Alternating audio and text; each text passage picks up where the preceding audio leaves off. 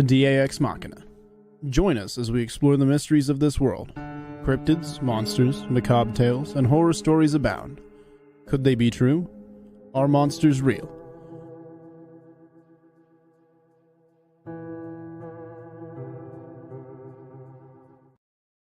Good evening, folks, and thank you for joining us for another edition of DAX Machina. We have our merry band of miscreants here tonight. We got Robbie Rip Raines rocking the cowboy hat, Steve Wildman Monrotis back for a second week in a row. We are glad to have you start showing up again. They're not working you like a stolen horse. Well, they're trying, but I keep running. You keep running. And of course, we got Kerry Pocket Doc Davis from Dark Angel Medical. Doc, how the hell are you? Wyatt, I am rolling. Absolutely. We're gonna have a good time tonight, folks. We've got the merry band of miscreants is in the house. Everybody's fired up, drinking coffee and or other things of a more adult persuasion. When I finish the coffee, I have the flask of mystery over here on the side. Flask of mystery. What's in it? It's a mystery. So, how the heck's everybody doing tonight? I'm hanging, man. Doing good. Yeah, hanging in there. I'm curious to see what's in the mystery flask. Well, you would know, having been the one that introduced me to it. We could say it's a proper beverage, shall we say? I got you. Must be Irish. It is. So we touch of the Irish tonight. We touch the Irish. It can make you into like 20 or 30 corpses. Imported from South Boston. Nice.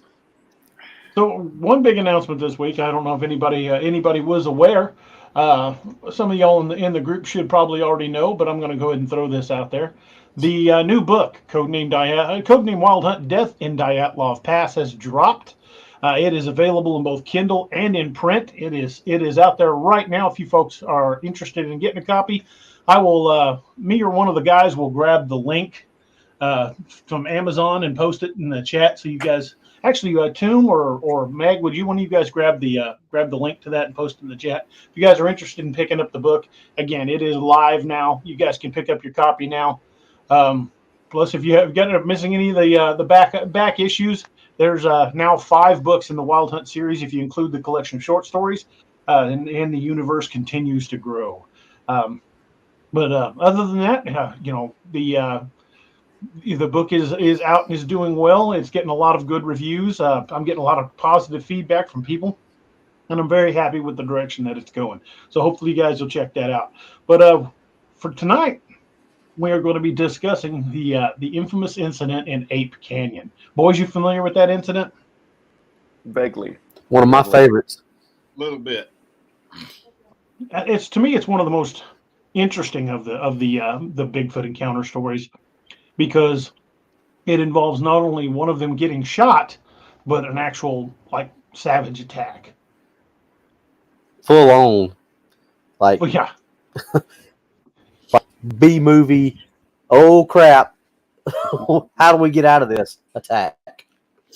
But the Ape Canyon incident, while that incident took place in 1924 involving some gold miners, that is far from the only thing that's happened in that valley. That valley has been a hotbed of Sasquatch activity, including a number of missing people, some famous, some not so famous. But that valley is just steeped in Sasquatch legend. So much, not only Native American lore, but missing hikers, strange occurrences. It's just, and the Ape Canyon one is the one that got skiers going missing. The Ape Canyon story is the one that just got national attention, and that's the one we're going to cover. I'm for sure most everybody in the audience tonight is kind of familiar with that story. Well, we're going to go over that story and talk about it again. But it's not the only incident that's happened in that valley. It's not going to be the only one we discuss tonight. So off the bat, what you guys, Steve, you said you're vaguely familiar with the incident. What do you guys know? Where should we jump in the middle of this at? Well, wasn't this one of those stories where there was more than just blurry photos and whatever going on about this? This was, they actually wounded one of them, right? Wounded one. Allegedly killed one. And Yeah, couldn't find his body, no there way. was no photos. This happened, like DA said, in like 1924. 1920s. Yeah. So there, how many miners were there? 4 or 5, maybe 6, I think. Fred Beck, Gabe Lefevre, John Patterson, Marion Smith, and Smith's son Roy. Yep. They have a little mining shack with. And when For the we time. say shack, we mean shack. It was Yeah. barely big enough for all the men to lay down at the same time. Yeah. It was But- it was a tiny little shack, but it was solidly built. Yeah, and they spent the money on their mining equipment. Yeah. Because it talks about that. Just about every story that I've read talks about the amount of equipment that they just left. Yeah. And I imagine that for that time that was a good chunk of their investment that they left just sitting up there. That's how ready to DD Mao they were. Yeah. We don't care about that stuff. I mean, They it was noped the hell out of there, didn't they? It was all night long, wasn't it? it was pretty much it was a siege. I mean, Yeah, it truly was. So essentially, what happened? I'm not going to go to like the nth degree on detail, but I'm going to recap the story for people that may not be familiar with this group of miners. Which, like I said, Fred Beck, Gabe Lefevre, John Peterson, Marion Smith, and Smith's son Roy. They were working a mining claim together. They had found this place up in this valley. This canyon, actually, that they had staked out a mining claim, and they were looking for gold. It's a gorge along the edge of what's called the Plains of Abraham on the southeast shoulder of Mount St. Helens. At one point, the gorge actually narrows to about 8 feet across, and there's a lore of these quote unquote ape men going back long before these guys put their claim in there. But in 1924, these men went out to work the gold claim, and Fred Beck, who was kind of the leader of the group, developed a toothache. And since they were miles away from anywhere where he could get his tooth looked out, he couldn't do it alone. So he was trying to talk them into either at least one or maybe all of them into leaving the claim to go back to town with him, and they kept putting him off because they had gold fever. So they said, "All right, well, we'll pan for a little bit, then we'll take you back to get your tooth checked out." So during that evening, when they were getting wood and water for the night, they kept seeing these creatures. And at one point, one of these creatures charged down the hill toward them. And Fred Beck fired multiple shots, claiming to have hit one 3 times. And it pitched off the side of the ravine into this gorge. When they went up there and looked down, they couldn't find it. The body of they never found the body of the creature. But they started hearing multiple of these things whooping and hollering, so they went back in their little cabin and they kind of barricaded the door. Well, at first they thought nothing was going to happen, but once everything got good and dark, at first they started getting pelted by big rocks, and then things were slamming into the door, trying to bust their way inside, hitting the walls. They climbed up on the roof and were trying to smash their way in. And at one point, some of the chinking that goes between the logs of the cabin got knocked loose, and one of these things was able to stick its arm inside, and it grabbed a axe. And as it was trying to pull the axe back out the door, one of the guys saw what was happening, and he twisted the axe. So when it tried to pull it out, it locked the handle up against the side. And then another one of the miners stuck the barrel of a gun out and shot the thing. So it lets go of the axe, and this attack goes on all night long. They're smashing on the cabin, trying to get in and everything. And, fortunately, they built this thing pretty solid. So as morning rolls around and daylight is coming, these creatures kind of fade back into the woods and disappear. And at that point, the miners grabbed what they could carry and took off, leaving, even at the time, hundreds of dollars worth of mining equipment behind in a cabin that none of them would go back to. Wow.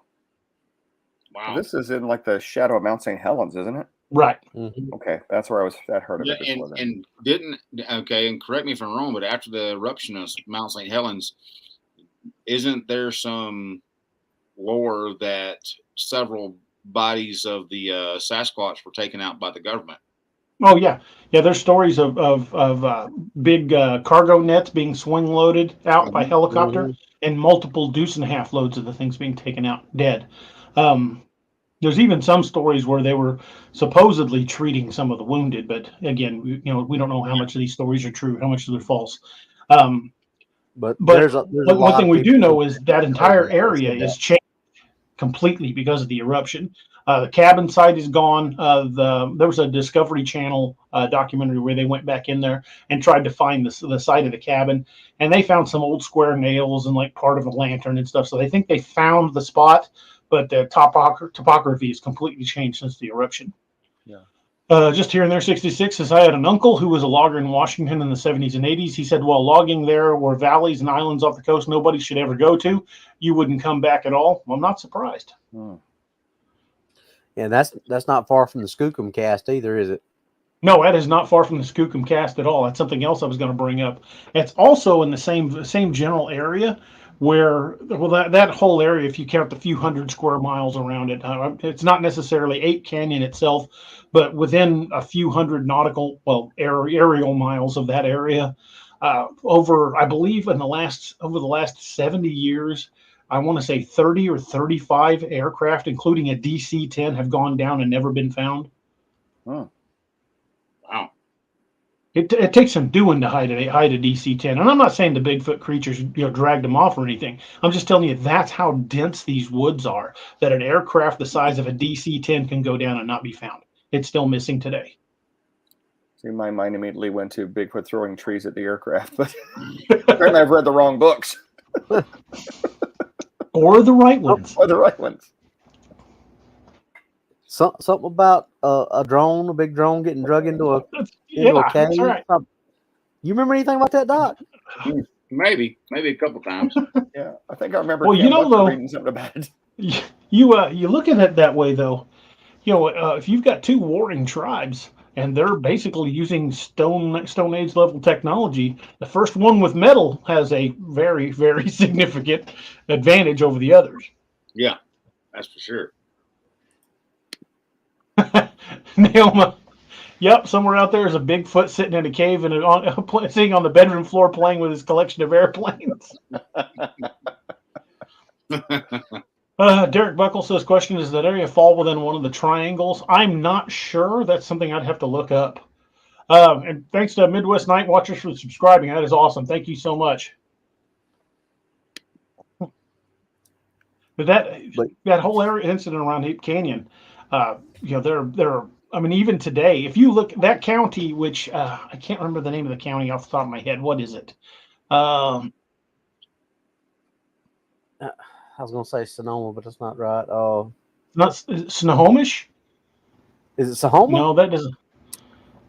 Or Soma's what I meant to say. But gosh, you had to say cannot something. for the life of me think of the name of that that county. It's something like that. It's like Snohomish or Snohoma or something like that.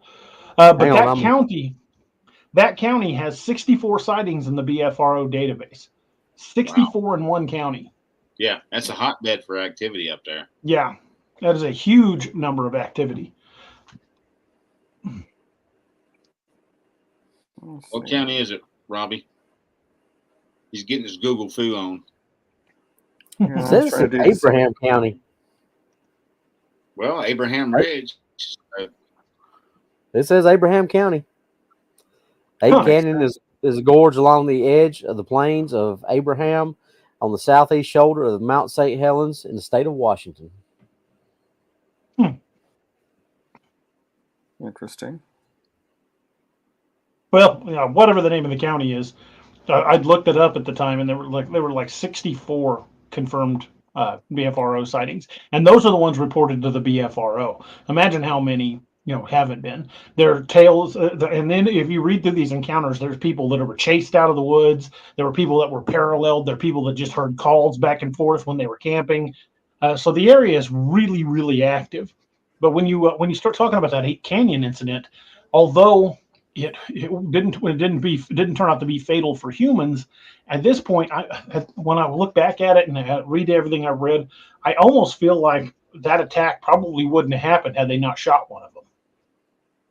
That goes back to what we said about the missing 411 being the ones who took the shot.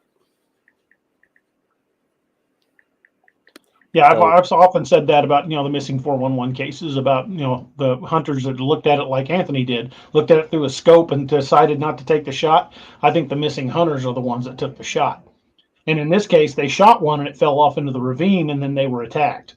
So it makes me wonder if they, right, makes me wonder if that whole situation would have been avoided if he just hadn't shot at one.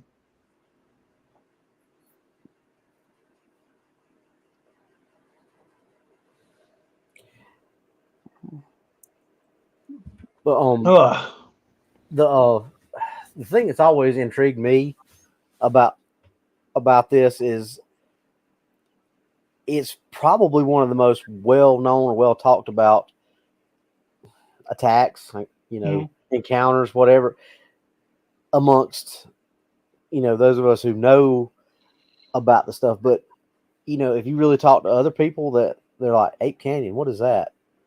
So it's kind of like it's well known in one area or one field, one group, whatever you want to say, and another but as soon as you say Mount St. Helens, they're like, oh yeah, I heard there's a bunch of Bigfoot that got carried out of there. Right. So depending on the context that you say, did you talk about it in, people have either heard of it or they hadn't. Well, look how many hikers have gone missing on the slopes of Mount Rainier. Yeah. Well, that's not very far away. The skier that they talked about, the one that lost Jim Carter, camera.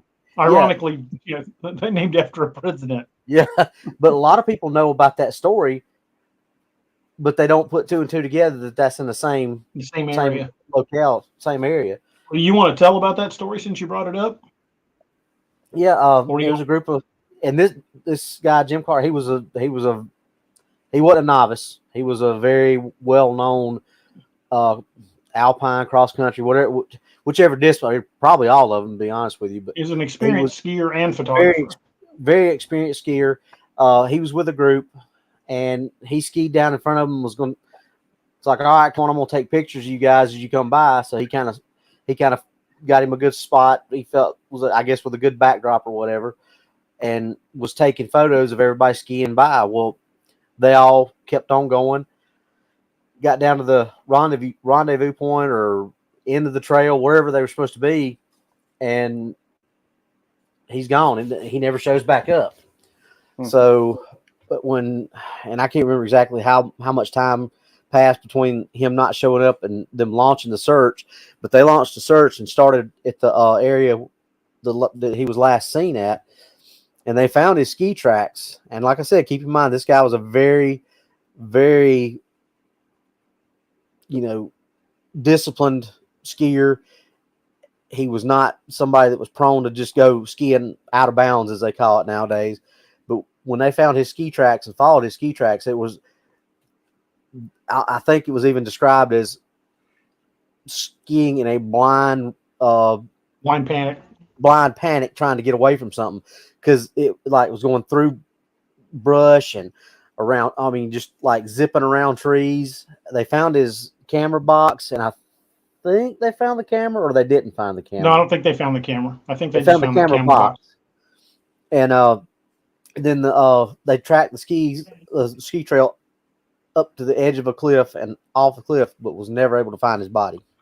Yeah, it's like he just skied off a cliff. Yeah, and I'm not talking about no small. I want to say 180 to 300 foot cliff.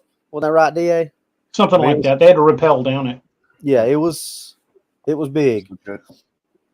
Oh, I was doing some Google foo while you guys were setting up that little story. It's Skamania County. So, I think Abraham might be the name of the ridge line that's around it, but that's all it said was Abraham.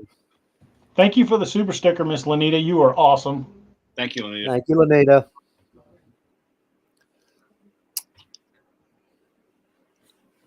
Sorry, I was trying to catch up with some of the comments.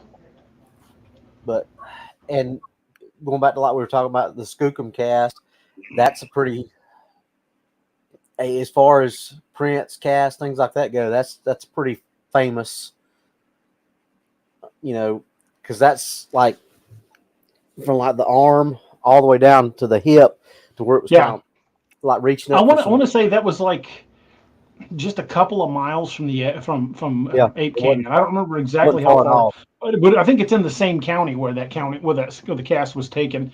And they said it looked like a Bigfoot creature had been like leaning where there was a mud waller. And at first they Yep. tried to say, oh, it was just an elk, but you can see the thigh muscle, the butt, one of the butt cheeks, part of the hip, and the elbow, and part of the arm. All this area Where it up had here. leaned into this soft mud like it was reaching for something, or it was getting up. But once they casted it and pulled it up, it is still one of the best pieces of evidence I think anybody's ever casted. Dr. Meldrum has a duplicate of it. When he was on the show, we talked about the Skookum cast. We need to get him back on the show, by the way. Yep. But the Skookum cast to me is just awesome because the proportions are not like an elk. It's not like, not like an ungulate laid down, because an elk getting up, yeah, it might have had a similar impression in the mud, but you're not going to have that defined buttock muscle like you're going to get in an upright primate. Yeah, they did like several Discovery Channel where that was like front and center of the investigation, discussion, whatever you want to call it. And Well, that Skookum cast has survived every attempt to debunk it that somebody's been able to throw at it, and it's left a lot of people scratching their heads. Even a lot of experts in animal, like animal morphology, like people that knew biologists who had studied how elks would look, and if they'd done the same thing, like had been in a mud waller, and even they were like, "Yeah, that's not an elk. That's nothing. Yeah. That's nothing we've seen." It was too clearly defined and had humanoid features, unlike an elk. Which Right. Mhm. there would have been hoof prints. You know what I mean? And there were. Yeah. see if I can find a picture while we're talking about it. Yeah. Okay. Well, jumping back to that skier, Jim Carter. One of the things this is so telling to me is like Robbie was saying, this guy was an experienced skier, and they said that they followed his tracks in the snow, and they said he was skiing like somebody was either possessed or running for their life. Because he was going through areas that experienced skiers would not have risked going through, like between trees and through brush. And there was no sign of him slowing down when he hit that cliff. It's just like he went full speed right off the edge of that cliff. Rescuers went down, even checked the trees right across from where he went down. Nothing. No trace of this guy was ever found. And there's no way he survived going off that cliff. Right. So his body should have been there. Or at least part of it. Yeah. At least a nice chunky puddle. Yeah. Yeah. Or impaled on a tree or stuck in a tree branch or something. Here's the Skookum cast, Robbie. I found it, man. Here's a Oh, pretty you got good it? one. Okay. I was downloaded, so I will go back. Yep, that's the one I was just about to put up. That's Dr. Meldrum, isn't it? No. Yep. I'm not sure who that is. You It doesn't look like Meldrum. It looks like a younger version of Jeffrey Meldrum. Yeah, I think I just don't recognize that's him him with a when he was stash. younger. Oh, okay. I definitely don't recognize him with just the stash. He's had the beard every time I've seen him. Yeah, I think that's just a younger because that cast is probably what 15 or 20 years old. Yeah, and they said Yeah. it was roughly like 400 pounds when they got the Yeah. cast in. Well, that's a lot of plaster to cast that big. Yeah. It's impressive. Yes. I Like you said, I did just a survived generic every- Google search on Ape Canyon, and I googled missing hiker Ape Canyon, Washington, and I got so many hits I couldn't list them all. I mean, there were numerous articles on body found or hiker missing, and it wasn't like it was just one hiker they were looking for. These were different dates and even different years. That area has got a massive amount of Sasquatch activity and an inordinate amount of missing people, and it shocks me because it doesn't really get the attention you would think it would get. So much downplay by the media, like, oh, it was just a hiker. People go missing in the woods all the time. Yeah, sure they do. And I'm not saying that every person that goes missing in the woods was abducted by a Sasquatch. But you start looking at some of these cases and the similarities in them.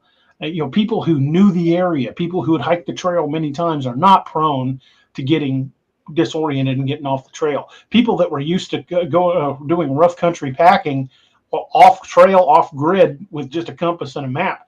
Again, these folks who know how to navigate by the sun and with a compass, not real likely to get lost in there. Yeah. They got a map. They know where their what's the word I'm looking for? Waypoints? No, not their landmarks. They know where their landmarks are. They can find their landmark and they can find the sun. They can find their way out. But so many of these people just go missing, and that they don't really make that big a deal of it. Derek Buckle says, does it fall within a cluster site for missing 411? You know what? I don't know. I don't think it's a national park. So it's one of those ones, I believe it just kind of quietly gets shut down. Let me see if I can find my picture of the missing 411. But with all the volcanic activity up there, there's that place is probably honeycomb with caves. Oh, absolutely. Cave systems. And so and also we talked about this in other shows. When the further north you get, especially up in the Pacific Northwest, they seem to get more aggressive than the ones maybe y'all see in your neck of the woods, and the ones down here even. Well, the ones down in this area that they refer to as woodburgers are noted to be pretty aggressive, especially down like southeast Oklahoma. The ones down there are like well documented for being aggressive. Sorry, I'm still looking for that map pic. Well, that whole the Washington State, Oregon, that whole area, if you just, like you said, if you pull out worldwide sightings, I would put that area up against any other area in the world for sheer number of sightings that come out of it. I mean, that's like the Bigfoot capital of the world almost. Yeah, kind of. And DA Monster Radio had a good question. I was about to ask something like this. He says, have you ever checked in the areas that have more hunting traffic? Maybe that's where the more aggressive foots tend to lurk. That's a good point.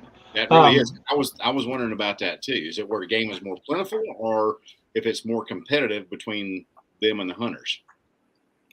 And that's an interesting thing we've talked about a couple of times on here about how sometimes gunshot is a dinner bell to bears. There's lots of stories of bears stealing kills up in Alaska. And when and me personally, I think I'm firmly convinced that my 12-point buck was taken by Bigfoot, and my uncle was convinced of it as well. I'm hesitant to say one way or the other because we really don't have the data to back it up. Anything we would say would be speculation on our part. So if you accept that our speculation on that part, I'm going to bet. And there's the one I found quickly. If you look up there in the Pacific Northwest region, there are a lot of them missing up there, but you don't see as many caves. But then again, we know from volcanic flow, there are lots of lava tubes that would be unmarked, not even on the map. But again, anything we would guess one way or the other would be pure speculation. But I don't know. I would lean on the side of saying, where Bigfoot's got to compete for food resources, I would say it would get very aggressive. Yeah, I mean, where food is plentiful, I mean, it might not be a big thing. They're like, hey, live and let live. 443 Big Vic says, DA, coincidentally, there's a reason David Hawley brings attraction to the dangerous Kiamichis. The stories that come out of the Kiamichis and the Wachitas are the reason I set the first Wild Hunt book down there. That's the reason why Wild Hunt Odin's Call is set in that area. It's because of all the stories, the aggressive stories that come out of that area. Wow. Jane Doe says, on the other hand, sometimes habituated animals are less aggressive as they lose their fear of people. I don't know. I don't know about that. Habituated animals. I've seen too many cases where people were feeding bears and they thought that the bears were their buddies now. And when the bears would even get close enough, they could even touch them on occasion. But the one time they forgot to put food out, Black bears have been known to tear the back door off of houses and destroy kitchens and interiors of houses. So I would be careful using the word habituated. Yeah, you certainly what you've done is you've lessened a wild animal's fear of humans and made them associate you with food. Yeah. So I don't know if that habituation is really the right word to use there. Well, a lot of people say that's what happened to the grizzly man or whatever, because he kept saying that, they know me, they love me. Yeah, they loved him all right. And I'm not trying to say that. I'm not trying to say that to be mean but He killed him and his girlfriend. Yeah. Ryan over at Monster Radio's got a great comment. He said, the hunting traffic can tie into my scent theory. Maybe the scent of hunters, the gun oil, etc., lends to them attacking. Maybe, but I know most hunters use scent neutralizers, because you go out there reeking of heavy deodorant fumes and cologne and gun oil, and animals will not come near you. There might be a couple that come up curiously. But for the most part, you want to eliminate those scents. That's why they make special laundry detergents for hunters to use on their clothes. That's why they have deodorants that have no scent. So great degree is gone to by a lot of hunters, myself included, to eliminate as much scent as possible. Now, the scent of gun oil is tough to get rid of because you don't want no oil on your gun that could be bad for it, especially if you're hunting black powder season and then you're going to reek of gun oil. But I would say they not only the stories where people have said they pointed a weapon at a Bigfoot and it seemed like it recognized what it was. I think they recognized not only the scent, but the intent. They've come to associate that smell, that gun oil smell, and that aggressive action as a threat. So you're going to get one of two, much like you will with people. If you walk up to a person randomly in the mall and jerk your fist back like you're going to punch him in the face, one of two things is going to happen. They're going to run away from you, or they're going to kick your ass. Mm-hmm. Well, and if these Bigfoot creatures, or whatever you want to call them, are as intelligent as some of your books make out, where they can use Stone Age weapons, there's not a big difference between the posture for a bow versus a firearm. Nope. You've still got that same aggressive. Well, not only that same stance for a bow has been used by Native Americans for hundreds of years. So they would have been more accustomed to the bow draw than they would have gotten with firearms. Mm-hmm. Huh. Penny Van says, my great-granddad used to clean his gun and used lard on it to hide the oil scent. He said it was in the mid-1800s to mid-1900s. He died at 100. Now, that's pretty smart. I've never heard of that. Well, a lot of the modern synthetic gun oils don't smell as strong. Yeah, I've got something called Shooter's Lube, and it doesn't smell anything like the old Hops 9 or Rim Oil or any of that older stuff that we break free. Yeah, break free. CLP, I think. Yeah, it didn't smell anything like any of that old stuff that we used to use. I still use a lot of that. I'm kind of old school on stuff like that. I think my kit's right over here. I think it's got CLP and I know I've got break free, but I still clean my guns with Hops number 9. Yeah, my kit is right here at my foot. I could reach mine if I leaned over. I use this stuff called Slip 2000 Extreme Weapons Lubricant, and it doesn't. It's biodegradable, non-toxic. I kind of went on a craze of researching those gun oils because I know the wild hunt would need stuff that would survive under Arctic conditions like Siberia, and so I kind of went crazy on researching those.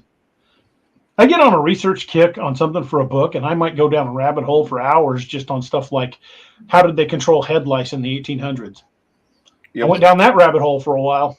Yep, turpentine. I thought it was interesting when you were down the rabbit hole of the Russian cigarette brands. That one, I was like, man, there's more of these than I thought there would be. That's funny. Yep. I bet the powers that be that like to track all of our internet activity love watching what authors are doing. I guarantee you, whatever poor bastard at the NSA is assigned to watch me is like, all right, what's this moron researching today?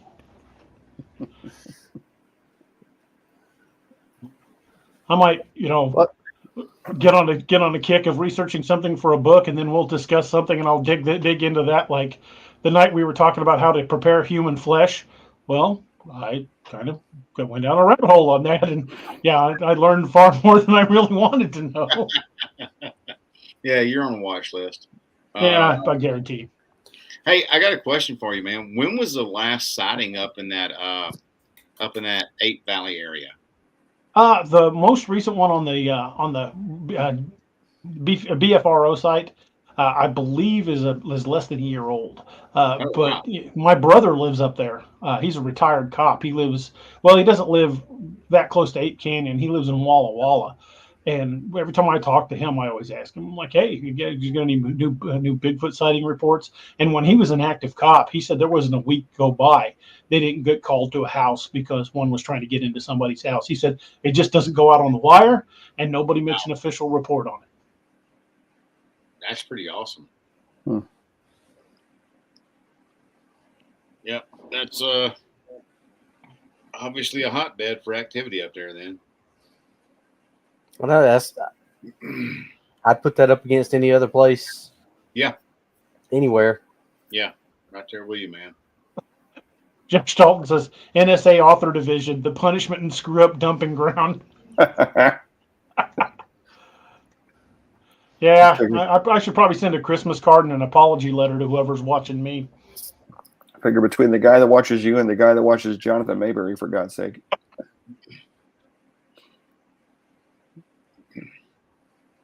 I've looked up a couple of things that, like, I'm working on my laptop in the living room, and Annette will stop and look over and goes, please tell me that's for a book. What the hell else would I be looking that up? Don't judge me, woman. Surf Shark or something. Yeah. Well, I was looking up the bite pressure of a Russian brown bear. It's like, why do you need to know that? Reasons? Science, woman. Science. Yeah. Okay, when your only response is research. Yeah, research. Just research. Ryan over at Monster Radio says, don't bother sending the Christmas card, DA. The agent's still recovering in that loony bin. Oh, Lord. More than likely. So I know everybody's really wanting to talk about the big Mount St. Helens blast and all the swing nets and cargo nets, deuce and a halves. Well, it's funny that they always try to explain the cargo nets away, explain that away as being, it's helicopter logging. Helicopter. Use helicopters in logging. Sorry, I got to turn my fan on. It's a little warm in here. They do use them to pull logs out sometimes. Yeah. But I would think that somebody who's used to living in the area would know the difference between a tree and a, large primate.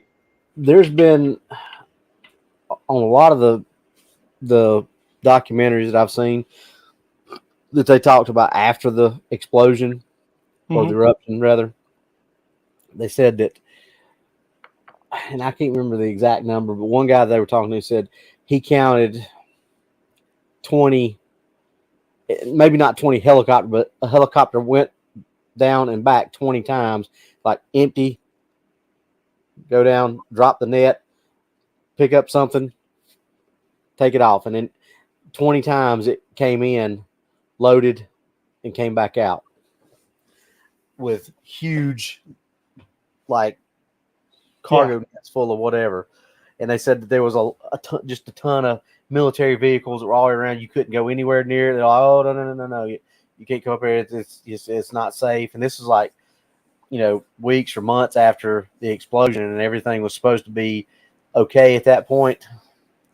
So I read quite a few stories about that time frame when they were clearing out from Mount St. Helens, when they were bringing out truckloads and not only that of Bigfoot, but of other animals as well. They were basically piling up carcasses of ungulates and bears and just putting diesel to them and burning them because they had so many of them. So it wasn't just Bigfoot animals that they were pulling out of there. There were a lot of other big animals that died. But the thing is when you start reading some of those stories about the number of Bigfoot creatures that they supposedly brought out of there, some of the stories you read, to me, ring kind of true. But then there are others that kind of get kind of out there. But everybody's got their own theories on these things. And whichever stories you guys read, it's up to every one of us as an individual to kind of gauge whether or not you believe the story to be true. But there are just some elements that I found a little odd, to put it mildly. But at the same time, even in the stories that kind of got out there, there were still common threads with the other stories that didn't. So I think it's fairly safe to assume that there was a large number of Sasquatch bodies brought out of there. Mm-hmm. Yeah. Well, and most of the people that they talk to about it says, I know the difference between them bringing it. It said most of the time, the bear and the deer and all that stuff, they were on the trucks, the big flatbed trucks that they brought in there. So the helicopter, they didn't, because they were up a lot higher than most of the time that you would have the deer, the bear, anything. So, yeah, like you said, you got to make your own determination whether you're going to believe it or not. But most everybody was like, yeah, we saw the big trucks full of the other animals, but the helicopters, those weren't for the other animals. Right. Lurchwat says, and some say they left dead in caves. That would make perfect sense too. That they would use these caves as basically instant burial pits, stuff them as full as they could, and collapse the entrance. It'd be a fast way to bury a lot of bodies. Avi May says lived in Washington then. There were very few roads into that area. Had an uncle that was in the military, and he said he saw things that weren't supposed to exist during the cleanup. So, and that's just an independent corroboration right there. So we know not only the National Guard but active military units were sent in there to help for cleanup. There were so many homes destroyed, so much damage done by Mount St. Helens. And I remember I was a kid when that happened, but I remember I lived in New Mexico at the time, and we would go out and there would be ash all over the hood of our car. You'd have to go wash your car fairly regularly. It would be in the air, and we were half a continent away. So if you're getting fallout from something that far away, the initial point of impact did some massive damage. Oh yeah, it was an extremely energetic event. That's one way to put it. John Abraham had a good question. He says there was supposed bear attack recently in the Smokies, but now you can't find anything about it. Have you guys heard about this? No, but I will look into that and see what I can find. I will see what I can locate about that. If there's bear attacks going on or bear attacks, if we might be able to find enough for a show on that.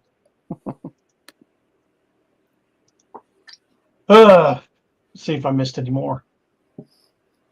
Yeah,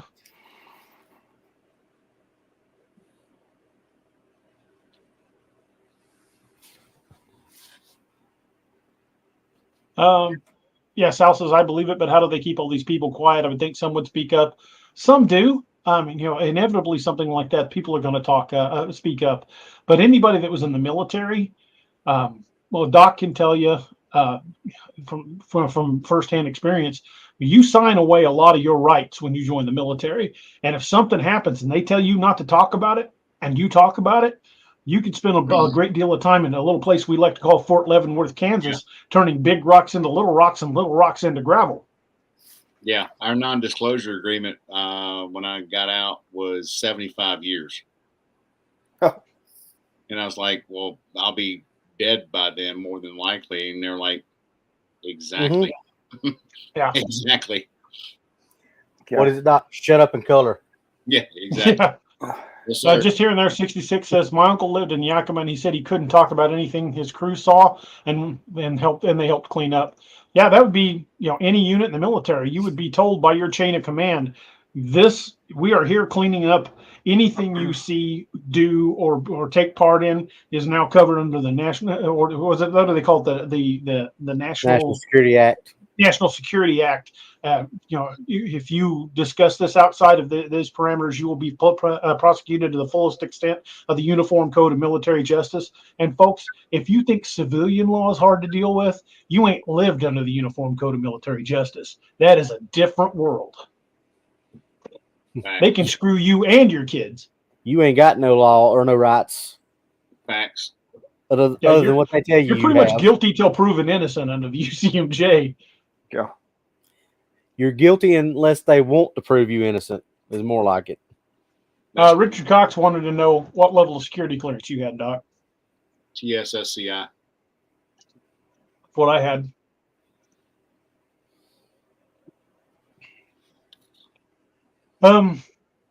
Henry White Jr. says, during my enlistment, we could not take pictures of F-14s. Now P-3s had to be careful just to look at the inside of the planes. And yeah, that F-14's old tech. They've been retired for years. Northwood says, to err is human, to forgive was not SAC policy. That's true. Ave May says, also a famous, now dead actress owned hundreds of acres near Mount St. Helens. Nat Geo was investigating large human-like footprints found on her property, and that was in the late 70s. Yeah, there's a lot of crazy stuff has gone on up there. And it's not just, tracks. There's vocalizations recorded. There's dozens upon dozens, if not hundreds of people that have gone missing over the years. We've got aircraft that went missing. And again, I'm not going to say that every aircraft that goes down in the woods is dragged off by Sasquatch. But it does seem pretty weird that they could find no trace of anything. I mean, not so much as a piece of a wing. Yeah, it's a little bit odd. And I've seen when aircraft go down, it leaves a debris field. Yeah. Especially something the size of a DC-10, you wouldn't think that would be that hard to find. Right. That ain't like a Cessna That's not like a Cessna 172 went down. You know what I mean?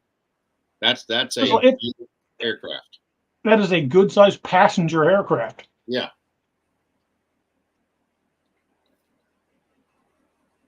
Steve Padden says in my comments coming through tonight, yeah, we're seeing you, man. I just haven't been able to click on everybody. He had a pretty good one on you here, Kerry.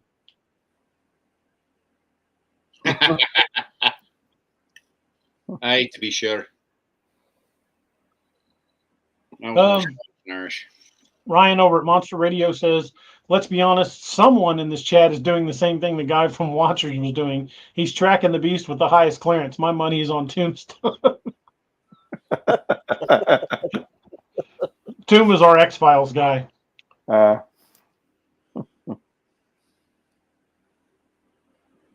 Nailma says, those airplanes are now Bigfoot's new model plane assembly kits. Let's hope he's not big enough to use a DC-10 as a toy plane. Whew. Godzilla proportions. That's some King Kong size stuff out there. Well, there was that movie that called The Untold that had Lance Henriksen in it about an aircraft that went down and Bigfoot dragged it off. That is supposedly based on a true story. Yep, it was his daughter was on it, and he some kind of big rich. Yeah, he's been in a lot of Bigfoot movies. I wonder if I'd like to know if he really believes in Bigfoot. I really like that movie, except for the creature effects. The creature just looked like a big caveman. It wasn't a real great costume. If they'd had the level of costume that they had in Primal Rage in that movie would have been absolutely horrifying. Mm-hmm. The Primal Rage was pretty scary. Mm-hmm. It is a good movie. Damn creepy movie. So was Big Legend. That movie was really well done, I thought. That was a good one too. Ave May says it's illegal to shoot a Bigfoot in Skamania County. Interesting. Monster Radio says Lance had a Bigfoot encounter.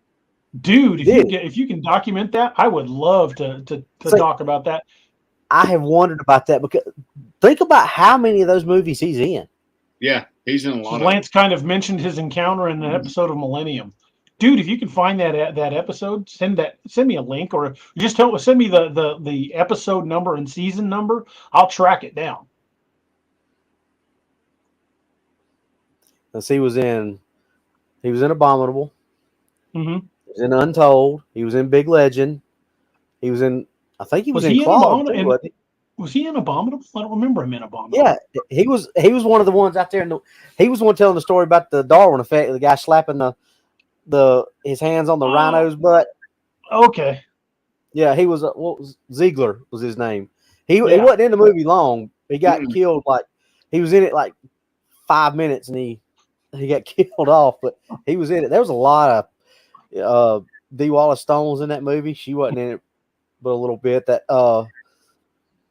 I can't think of the guy's name that played her husband. He's been in all kinds of movies as a character actor. The Reanimator himself, Jeffrey Combs, was in it. Jeffrey Combs is a great actor. Yes. Robert D says Rob Lowe's seen in the Ozarks of Missouri. Yeah, he saw in the Rob episode Lowe of the Low Files. They were down in southeast Oklahoma, down near the Comanches. Gotta say, one of my favorite reactions from a celebrity when those guys they thought they had those things coming in on us. Those guys in on them. The guys were throwing the rifles up, and Rob Lowe and his sons were ducking for cover. I'd have been like, "Give me a gun! Give me a gun!" Oh, Steve! Oh my God! He says, "LMAO, best movie ever. The Man Who Killed Hitler and the Bigfoot." Oh, I only watched that for Sam Elliott because it had Sam Elliott in it, but it turned out to be about 2 hours of my life I'll never get back. Yeah, that movie sucked. That was kind of a disappointment to me. I watched it because of Sam Elliott too, but it was kind of a groaner. The low point of Sam's career. Yeah, man. They like showed him the script, and he's like, "No, all right, we're going to give you this amount of money. No, how about this amount of money? No, how about this amount of money? All right, damn it. Okay, yeah. Fine. That's like, but I ain't gotta like it. Yeah, that's like some of the crap Bruce Willis put out before he stopped acting. Jesus Christ, as bad as Steven Seagal's. Ugh. Nothing's worse than Steven Seagal's last 20 movies. His last 20 movies were. Ugh. Monster Radio. Ryan's got a good point. He says, best film about Bigfoot was Exists. The Bigfoot design was amazing. The way the actor portrayed it was top notch. That was really good. I really liked that one. There was one really cheesy one called Bigfoot Wars. I know the guy that wrote the books that movie was based on. I think the biggest star in it was C. Thomas Howell or something like that. But not a great movie. But the creature effects were decent. I won't say good. The creature effects were decent. But if you get a chance to watch Bigfoot Wars, that'll be some royalties thrown my buddy's way. So I'll plug it just for him. But I want to say that Big Legend, though, wasn't that around the same that Washington area where? Mm-hmm. Yeah, I think it was in the Pacific Northwest, and that was supposed to be setting up for a Monster Hunter series of movies, and it just never panned out, which is too bad. Yeah, because that whole end credit scene or mid credit scene, whatever you want to call it, so you managed to piss it off. Yeah, that I was just like, I can't wait for this, and then it's never happened. Because that was actually. Keith Van Rensselaer says Primal Rage was interesting. I really liked Primal Rage, not so much for the acting, because the acting was like I told my wife, it's pretty bad when I'm 15 minutes into a Bigfoot movie and I'm already ready for it to kill the main character, because I didn't care about either of the main characters. I thought he was a scuzzbag and she was a moron for sticking with him. That dude was an absolute scumbag, and I couldn't wait for Bigfoot to kill him. But the creature effects were just spectacular. Mm-hmm. Is that the one where the creatures looked like the Gugway? Yes, that's the one. That's it. Yeah, that's it. Yeah. Little Cy says, too bad there's no Bigfoot episode of The Night Stalker. I kind of think there is. The episode Spanish Moss Murders is about a Cajun legend called Père Malfait. Père Malfait basically translates from French as Father Does Bad. It was the boogeyman story. They would tell kids, got to behave yourself or the Palmalfe will get you. I thought it was made up for the show. Turns out it's not. It's an actual Cajun legend. It's most common among Cajun folklore along Louisiana-Mississippi border, on the eastern side of Mississippi, as opposed to over near Texas. But that's where it's most commonly seen. And they describe this creature that lives in the swamp and is covered with Spanish moss. And if you're familiar with the swamps down there, there's Spanish moss literally everywhere, hanging from power lines and hanging from doorsteps, and that Spanish moss gets everywhere. So if there's a Bigfoot creature out there wandering through the swamps, at some point it's gotten tangled up in some Spanish moss, and it's probably got some on it. So when they start talking about the Spanish moss monster, to me, I think this Paramalfe is actually just another name for Bigfoot, a swamp dwelling one, nonetheless, but still a Bigfoot. So I think, as far as I'm concerned, I think the Spanish Moss Murders is technically a Bigfoot episode. But Unless he's talking about Swamp Thing. True. Let's just talk about Swamp Thing, which is a whole different animal. See if I missed any comments. Swamp Thing would be fun to send the Wild Hunt after. That's an idea. Well, the next Wild Hunt's already planned, and it's going to be underwater.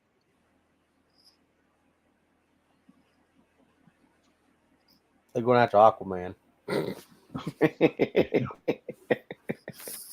Don't go after Nessie. No, but you will see a certain German who kind of joined the team in Operation Blood Eagle. The return of a certain German. Nice. He's going to be part of the new team. Oh, Marty's in the house. Hi, Marty. Hey, Marty. Hey, Marty.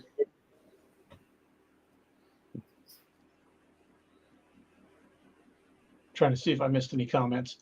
Well, I guess we get jumping back to the Ape Canyon stuff. Ape Canyon, I like that story simply because it shows an aggressive story that I believe is not just plausible but compelling. You can find stories about people claiming Bigfoot. There was one that I found was, well, you sometimes you read a story, and I do this with books too. It's not just cryptid encounters, but I can be reading a book, and then after a couple minutes my eyes start burning and I lose focus and my brain's screaming, "The stupid! It burns!" There was a Bigfoot story I read about this guy claimed he was a hiker, and that Bigfoot jumped out of a tree and landed on him and bit his arm off at the forearm. No pictures, by the way. No pictures of even the missing arm. But the bite pressure was so strong it crushed off the nerve endings, and he didn't bleed out by the time he hiked back. That's a load of bull. Wouldn't happen. If something bit your arm off, you were going to fountain out blood until you turn to get that off. And if you didn't turn to get off, you ain't making it back to the car. There's going to be some significant trauma and blood loss, and I think Doc and Steve can back me up on this. If something tears your arm off in the woods and you don't tourniquet, you're not going to be typing that story later. Yeah. Well, and the key takeaway is when you take the hemostats off or the tourniquet, it starts bleeding again. Yeah. I mean, and a clean cut is way different than a jagged, ragged, tearing type laceration to your vessels. I mean, they're still going to clamp and retract, but the ends aren't going to be nice and clean to achieve, some degree of hemostasis. They're going to be all jagged. They're still going to do the same thing, but they're still going to bleed. You concur with that, Steve? I agree completely. Yep. Yeah. So the odds of that story being true are pretty low, because Slim and none, and Slim just it sealed it off, and Slim's at lunch. and then he hiked back. Yeah. Yeah. So when I read that story, I have this little gauge in my brain I like to call the bullshit meter, and it went pretty fast. Karen Polson had a question. She says, "Did the canyon name come after the 1920s attack?" From what I've been able to find, yes. I think. Yeah. I think that canyon was named Ape Canyon because of that. Yeah, they started calling it that after the attack. I can't remember where I read that from or where I heard, but that is what got it its name.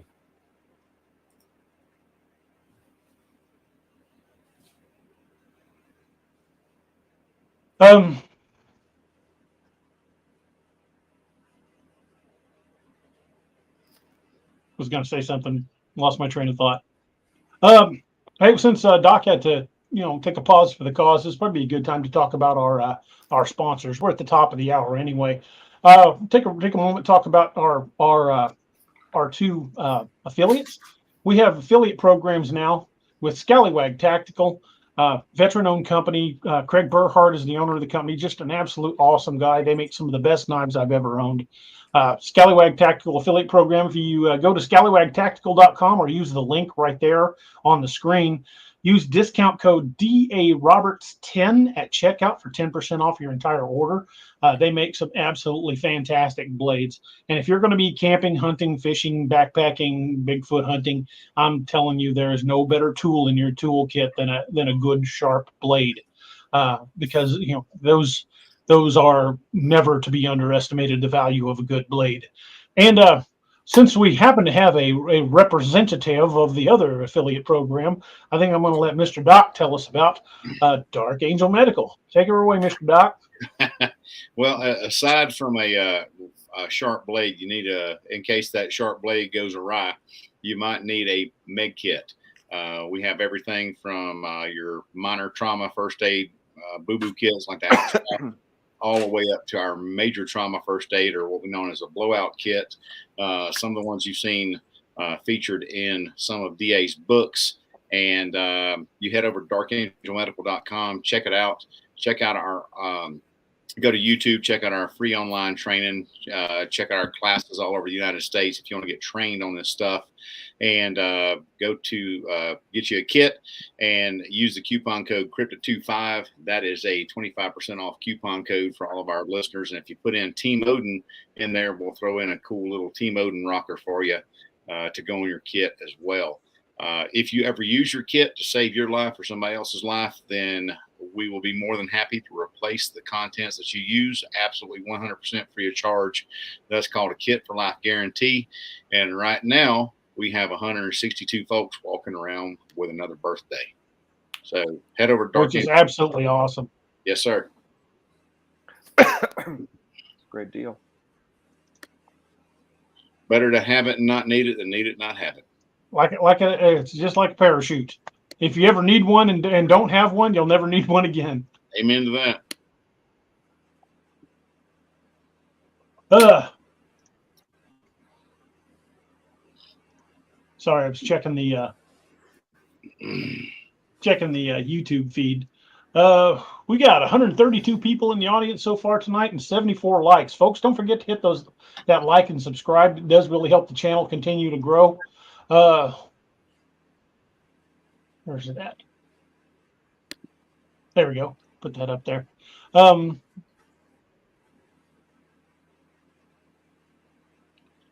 Yeah, make sure you hit the like, share, and subscribe, because that does help us get noticed by the YouTube algorithm.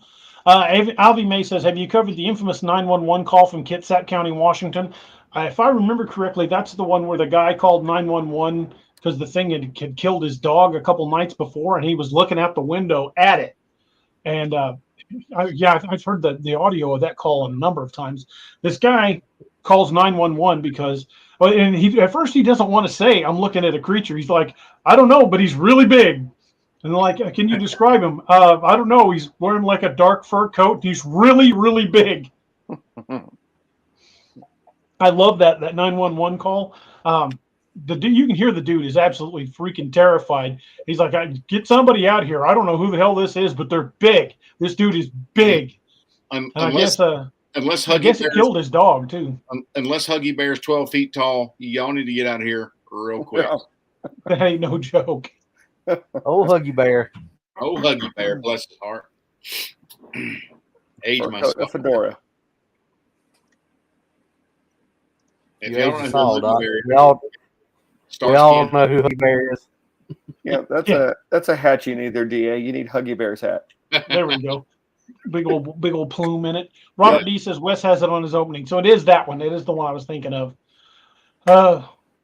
Yeah, Steve Patton says Sasquatch Odyssey opener on his channel for a while. Yeah, that 911, that's not far from there. As the crow flies, I don't think that's more than about 15, 20 miles from Ape Canyon. So it's right there in that area. Miss Lanisa's got to head out, my friends. Coyotes raising a fuss. Me and Hubs are going to go yote hunting. Hey, good luck. Hope you take out the pack. Hey, You be safe. DA, that's what that sound was the other night. My neighbor was shooting at yotes, messing with his Oh, horse. okay. Yeah. All right. Well, it sounded like all hell broke loose there for a little bit. Yeah, it did. I didn't come back, and DA was like, "I was worried about you, brother. I heard the gunshots over your speaker, over your microphone." I wasn't sure if I was going to have to get in the car and head for Colorado tonight. Yeah. He got a little bit sporty out there, that's for sure. My wife would be like, "What are you loading all the guns in the car for? Shut up and drive, woman." I wouldn't tell her that. She's bad. Yeah, I can run faster scared than she can mad, but I got to come home eventually. I tell her all the time, "Don't sass me, devil woman." She just rolls her eyes. I picture the two of you chasing each other in slow motion. Yeah, like hobbling away, and she's right behind you. Yeah. Yeah. Crack me with a cane.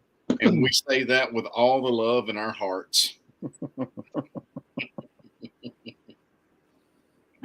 Outlaw Nation says, yeah, I like that 911 call. I heard it a lot. My favorite part was when he said, "It's looking at me." Yeah, they said, "What's it doing right now?" "It's looking back at me." Yeah, that guy was absolutely. Yeah, absolutely you can hear it in his voice. He was. Yeah. Yeah, he didn't want to say what it was, but he was like, it's got to be a guy. It's just really, really big. He said, he's 6.5, 7 feet tall. Yeah, poor guy is shitting kittens there. Well, do you blame him? No. If I had a house in that area, I would have it like steel plated, and instead of windows, I'd have little chuck holes to look out of. Like flip up gun sights? Yeah, basically. Little gun ports. Well, there was one story, and this was from Washington State, but was from one of the islands. I can't remember which island it was, and this is one that's always stuck with me. These people lived on this island, and they had a bunch of people over for a cookout. They're listening to music and having a good time. There's 15 or 20 people at this cookout. And I guess they had the music playing, going pretty loud, and it was getting kind of late, but they weren't really anywhere where the neighbors would complain. But way up in the mountains, they heard something scream, and then it got closer and screamed again. And there's like, uh-oh. So they shut the music off, grabbed everything they could grab, and everybody went in the house and shut the door. Well, apparently this thing comes storming into their backyard, busted through their privacy fence, and grabbed one of their kids' bicycles and threw it 60 feet up a pine tree. Good. The bike was still there when they moved out the following week. So apparently, Bigfoot's a pretty aggressive, noisy neighbor complainer. Doc, would you look at the time? Meg says, "Doc, there's a question from Edward for you in chat." Let me see if I can find it. John too. John Abraham.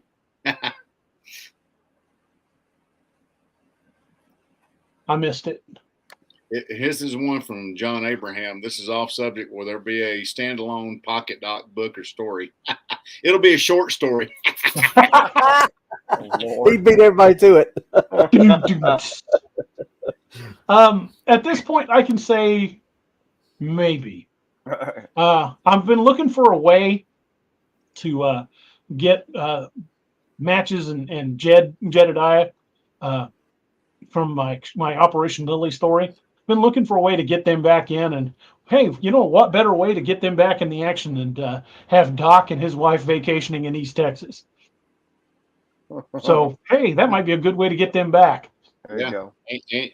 Angie blushes every time I read her an excerpt from the books, man. And she's in there. She's like, "Why does he do that?" I said, "He thinks you're pretty cool, I reckon." And then Edward Kung Fu Mashburn.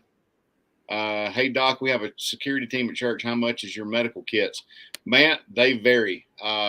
Vary in price depending on what the team needs. You can shoot me an email. DA can put my email up because somehow it won't let me put my email in. But just shoot me an email directly, or you can check out our website and go to darkangelmedical.com. And if you use that Cryptid25 coupon code, you'll save 25% on whatever kits y'all order. So I got the email address right, didn't I, Doc? Yeah. Carrie at darkangelmedical.com. Yeah, I mean, yeah, and the best way, thank you, brother. And the best way, honestly, Edward, is to go to our website and then say, okay, well, it'll be 25% less than what the list price is. So, and grab onto that, because as of 1 February, our prices are going up due to manufacturer cost increases as well. So another good thing you might do there, Edward, is if you've got a security team at your church, talk to the church pastor about putting on a class where Doc can come to the church and teach you guys how to use the kits. Absolutely. 100%, man. Be money well spent, time well spent, believe me. You know, as part of our annual our Rio that we have to do every year, because I work in an ER, we have to do this little mass casualty drill. We have to be timed on putting on a tourniquet. And, we got to do it one-handed, and we have to do it in so many seconds or less. And I get some entertainment out of it. And the sad thing is, I cannot do it without hearing your voice in my ear. That warms the cockles of my cold black heart. Yeah, I remember, just some of your little idioms that you use when you're talking about things. And I remember the guy had a package. I was trying to shake it out. It was like a one-handed thing, and I wouldn't shake it. Somehow I fouled it up, and I'm hearing you in my head like, "Son, don't shake it like that," But and of course we had to put it on ourselves too. You one-handed and cinch them down and I was taking it pretty seriously, and it was funny they were giving me crap about it because I was at the end of it I was faster than everybody else was because I was really focused on it. I thought, you're never going to need this. You never know. It's like, you don't know the people I hang out with. Hey, John Abraham had a good comment. He said, I always thought that was a lost chance with the Texas boys. I think they'd make a great story. And with Pocket Doc and his wife with him for a matchup, the story would be awesome. I'm going to have to put that in the rotation because I've got a whole list of short stories planned to do on the side as I'm writing. Yeah, I've been wanting to find an excuse to bring Matches and his brother back. So I think that's about the perfect one.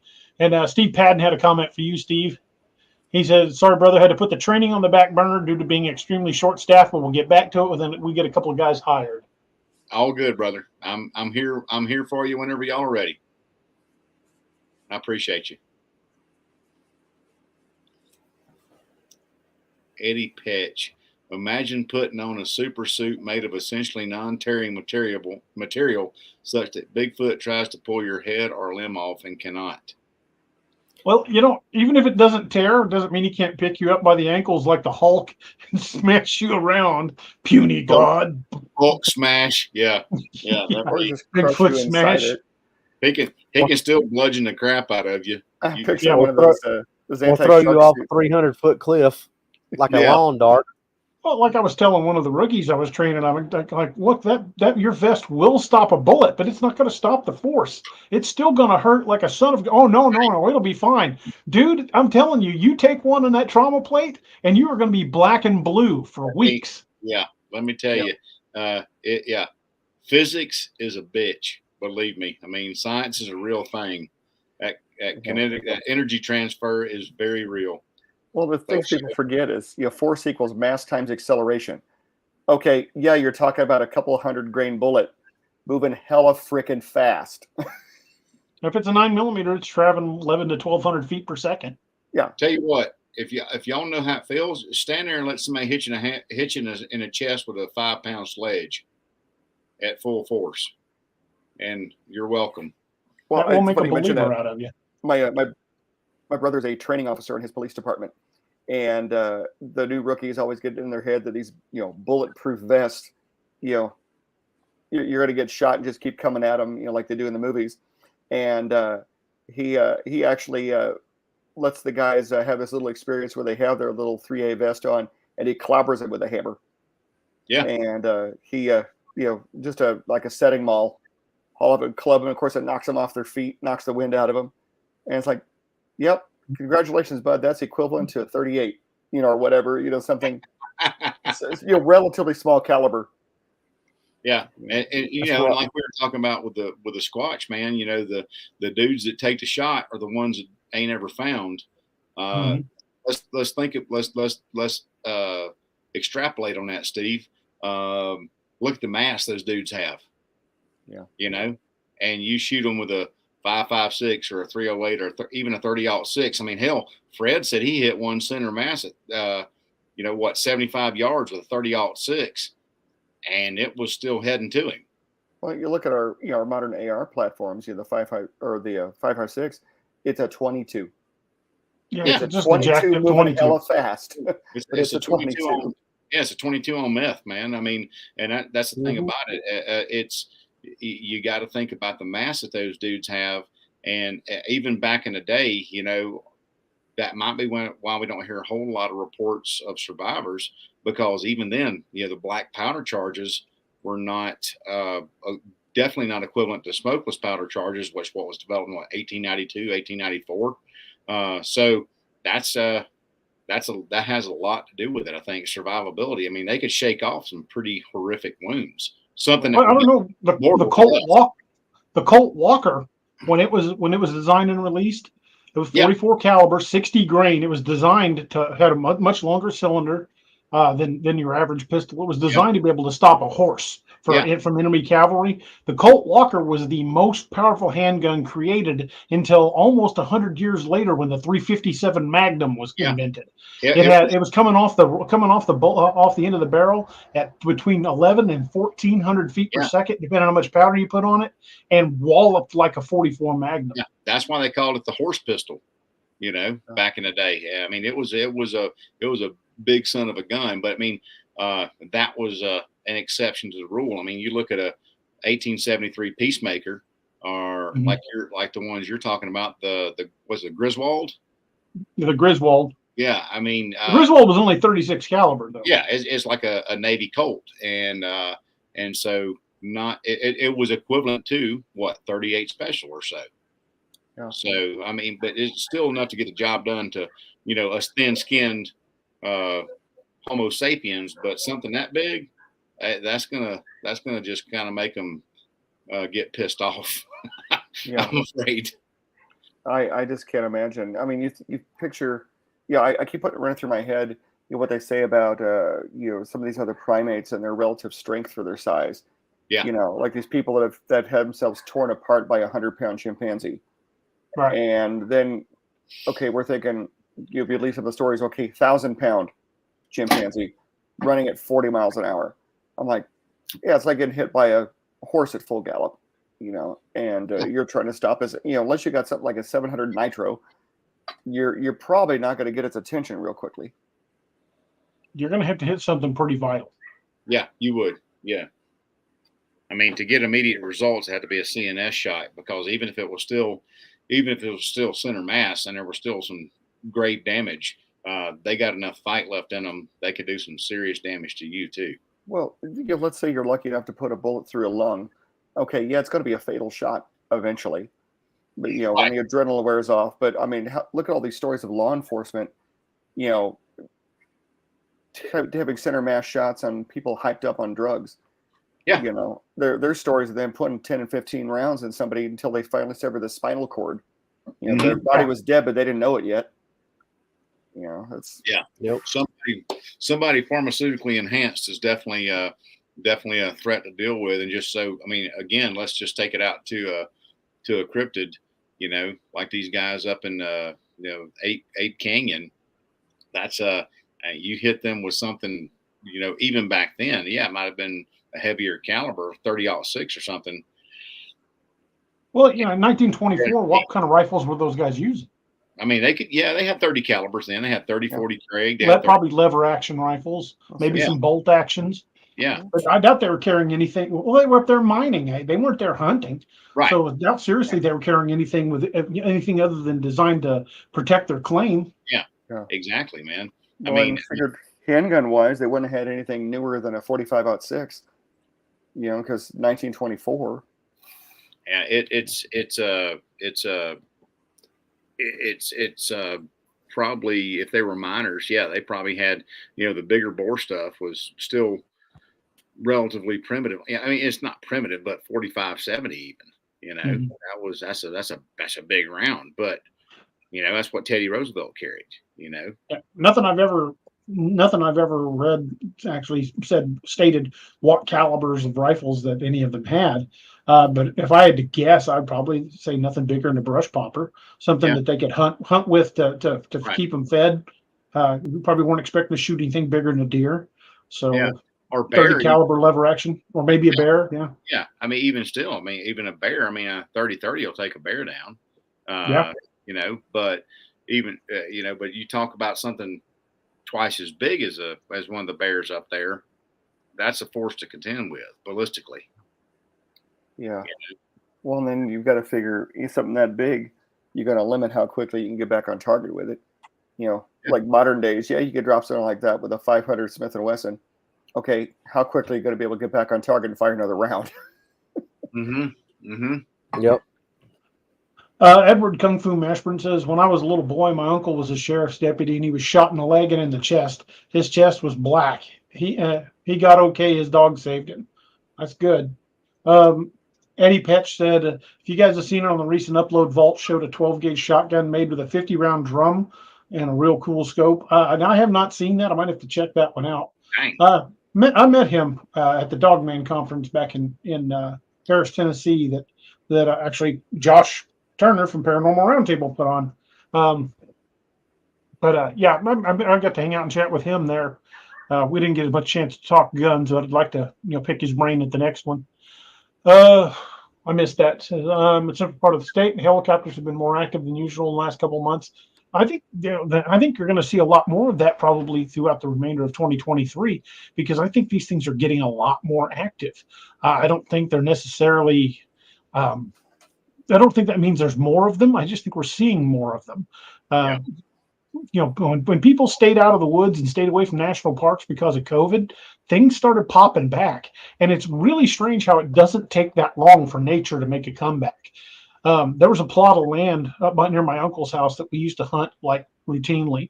And it got to the point where, it was a rare sight to find anything worth shooting on that land.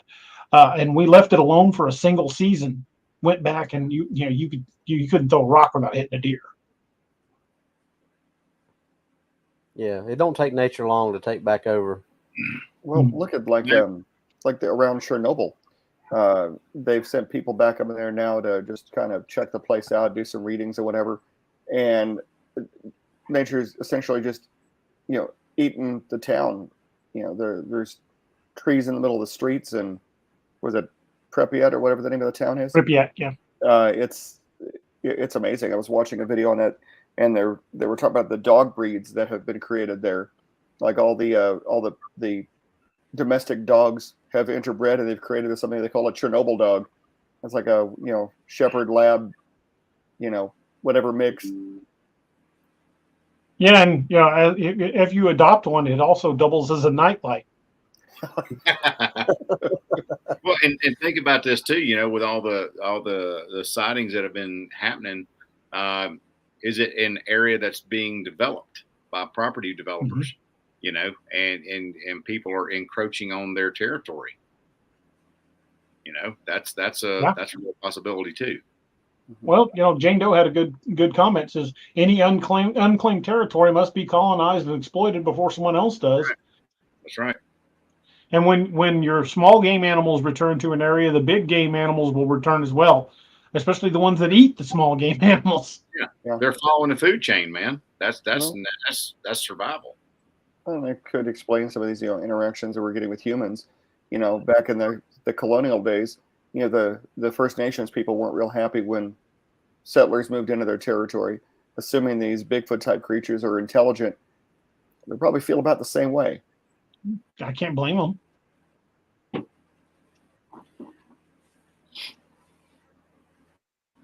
Well, sorry, y'all. I mean, No problem. Like you said, DA, and we've said it. I know me and Doc have talked about it before, and probably once when Steve was on here.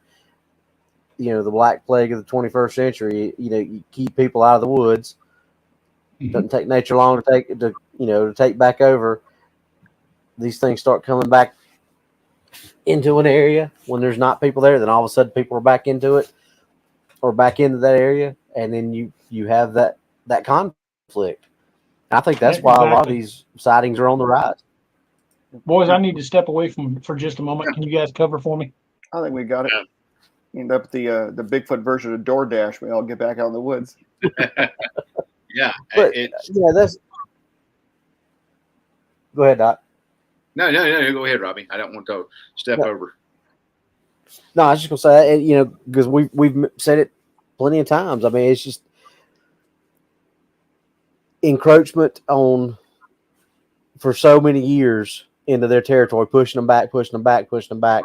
And then all of a sudden, they're not there anymore. So we come back into this area, and then here they come back again, and it's if you look at sightings back like the 1924 Ape Canyon thing, when things were more prevalent, and then all of a sudden it kind of starts stretching out, and you don't see as many sightings. You still see them, but you don't see them because we put have you watched Boggy Creek yet, Doc? Or you still haven't watched it? Boggy Creek, no. But like you remember, like you said, that or Steve, you've seen it, right? I've not. Anyway, guys, there's a line in the movie where they say he goes off for a little while, and they don't see him for like 8 years or so. But that's after a few sightings, and he'd been shot at by people. He'd been chased by dogs and all that stuff, and they don't see him for a little while. And people start going back to their normal way of life, and all of a sudden there it is back again. I think it's the same thing. It just runs on those cycles of, we push things so far, and then things happen, and nature takes back over, and there's that conflict again. Yeah. Sorry, Naoma. I'm putting that on my homework to-do list for tomorrow. I'm gonna rent it on Amazon Prime and watch it tomorrow. I don't know what I'm gonna do with them, Naoma. The classics they don't see. I will watch it tomorrow because my brother Keith told me I got to watch it. So I'll watch it tomorrow on Amazon Prime down here in the cave with Ranger. I promise. Yeah, Steve ain't seen Boggy Creek either. Oh my God. No. Yeah. That's a classic, buddy. I'll even prepare a book report for you. There we go. I expect that on my desk Monday morning, Doc. Copy that, Sergeant. Corporal, excuse me. Corporal. John Abraham says, I have a theory. It might sound crazy, but the national parks were made because they knew of Bigfoot and other creatures. I've been saying that for a couple of years now. That's my Teddy Roosevelt theory. Yeah. I mean, he had an encounter with one on one of his hunts. Mm-hmm. He even talked about it in his memoirs. So, yeah, absolutely. It's kind of concerning to me that these are things that could frighten and concern Teddy Roosevelt, because he was one of the craziest sons of bitches I think that ever lived. I mean, the dude was shot and gave like a 2-hour speech while he's bleeding. Mm-hmm. Well, yeah. I said this the other day, Steve. Think about, every time we have a new president, they've got to get rid of something another president's done. And that's always the back and forth on stuff. Ain't nobody ever tried to undo anything that Teddy Roosevelt ever did. Yeah. Why? Ain't no. You never hear money. But you never hear any president ever speak anything about. We got a lot of this land over here that we could do something with. That there's no reason for all this land to be set aside now. We could use this for this, and you never hear that. Why? Yeah, that initial briefing with the cabinet level positions. The Secretary of the Interior is like, Mr. President, there's something we need to tell you. Yeah, come here and look at the book. This is the part where you read the president. What is it called? The Book of Skulls. Yeah. Book of Secrets or Book of Shadows or something like that. Yeah, Book of Shadows, something like that. Ranger, come here. The new president's guidebook. Now my brother Keith's giving me hell. So thanks. He says it's sacrilege. You ain't seen it yet. I said, I know. I'll watch it tomorrow. I promise. Good Lord. Since we're talking Bigfoot and cryptids and everything anyway, I guess John's not familiar with my Teddy Roosevelt theory, and I'll go ahead and recap that. Folks, this is the part of the show where you need to get your tinfoil out. I got it. I'm good. Yep, it's in there. Steve's got his tinfoil. All right. There we go. One of the earliest recorded accounts that we know of a Sasquatch attack is the Bauman incident. And the Bauman incident talks about two trappers that go up into an area of the woods that the Native Americans told them to avoid, but they saw lots of beaver sign and thought it'd be a great place to trap. So they packed all their gear. They went up into this valley where they weren't supposed to go and started putting out traps. And the first night they were there, they had something come in their camp. The guy tried to take a shot at it, but it was gone. It took off before he could get his gun ready. But they knew something was there. And they grabbed him and his partner, Bauman and his partner, grabbed a couple of torches out of the fire, and they checked the area. And he says, it had to be a bear. It had to be a bear is what Bauman kept saying. And his partner goes, this bear of yours is walking around on two legs. They could tell that from the tracks. Well, a few more things happened. You know, they had their camp destroyed while they were out running a trap line, and they decided it's probably time to get the hell out of there. They could hear this thing screaming. It was coming around their camp at night. It had destroyed their camp a couple of times. So they decided it's time to get the hell out of there. So they go to collect all their traps. And Bauman said, all right, I'll finish collecting the traps. You go break down camp. So in one of the traps, Bauman found a couple of beaver, and it took him a little bit of time to dress them out and to skin them out and get back to camp. When he got back to camp, not only was camp destroyed, his buddy was dead. And he had giant fang marks in his neck where this thing had bit his neck and crushed it. And then it said the word he used was gimbaled. Which I like that word, but like it had rolled on the body or flailed around on the body after killing it. And at that point, he just basically dropped everything, grabbed his rifle, and ran like hell. Left tons of equipment and went back down the valley. But this story was recorded in Teddy Roosevelt's book, The Wilderness Hunter. It's known as the Bauman Incident, and it's one of the Bigfoot stories that gets told and retold over the years. It's a fantastic story. But what got me about this story is the level of detail. I grew up, I'm just a farm kid, hillbilly from the sticks of Missouri, and I've known a lot of these old backwoods guys. And the level of detail Teddy Roosevelt got out of Bauman is unprecedented. You don't get that kind of detail about out of them old hill folk. They'll tell you I was up in such and such holler, and they won't tell you the type of traps they were doing. They're not going to describe how they put their camp out. They're not going to talk to you about how they field dressed out about how they field dressed out the beaver. These are details that would not have been in the story you would have got from one of these backwoods folks. But the level of detail was just intense. And that led me to believe that Bauman was, in fact, a young Teddy Roosevelt whom he didn't want to put in his book that he'd had this encounter because he still had political aspirations. Now, I know that's a pill to swallow, but I personally think the evidence is there. I think the evidence is there to support that was Teddy Roosevelt. Can I prove it? No. Bauman was never given a first name and never came forward. So he didn't come forward to, that was my story that Teddy Roosevelt put in his book. No, this guy never was heard from again, and no first name was ever given for him. So again, another thing that leads me to believe that Teddy Roosevelt was in fact Bauman because he had political aspirations. Flash forward, Teddy Roosevelt becomes president. One of the first things he does when he's put in office is create the national park system and cordon off millions of acres of prime habitat and acres we're still not allowed to have full access to today. National forests, national parks, and areas we are not allowed to hunt even now. And coincidentally, you look at the missing 411 cases, and where are all these clusters of missing people at? National parks. So that's my tinfoil hat theory. Steve, you're muted, buddy. Yeah, I saw that. Definitely a correlation to all that. That's for sure. And I don't think it's a big stretch of the imagination to think that Teddy Roosevelt is Bauman. Definitely helps to have the hat on, though. Yeah. Robert D says Teddy said he and another hunter heard screams one night that they both had no idea what it was, too. Doc, when we hear stuff like that, what do we call it? A clue. This is what we call a clue.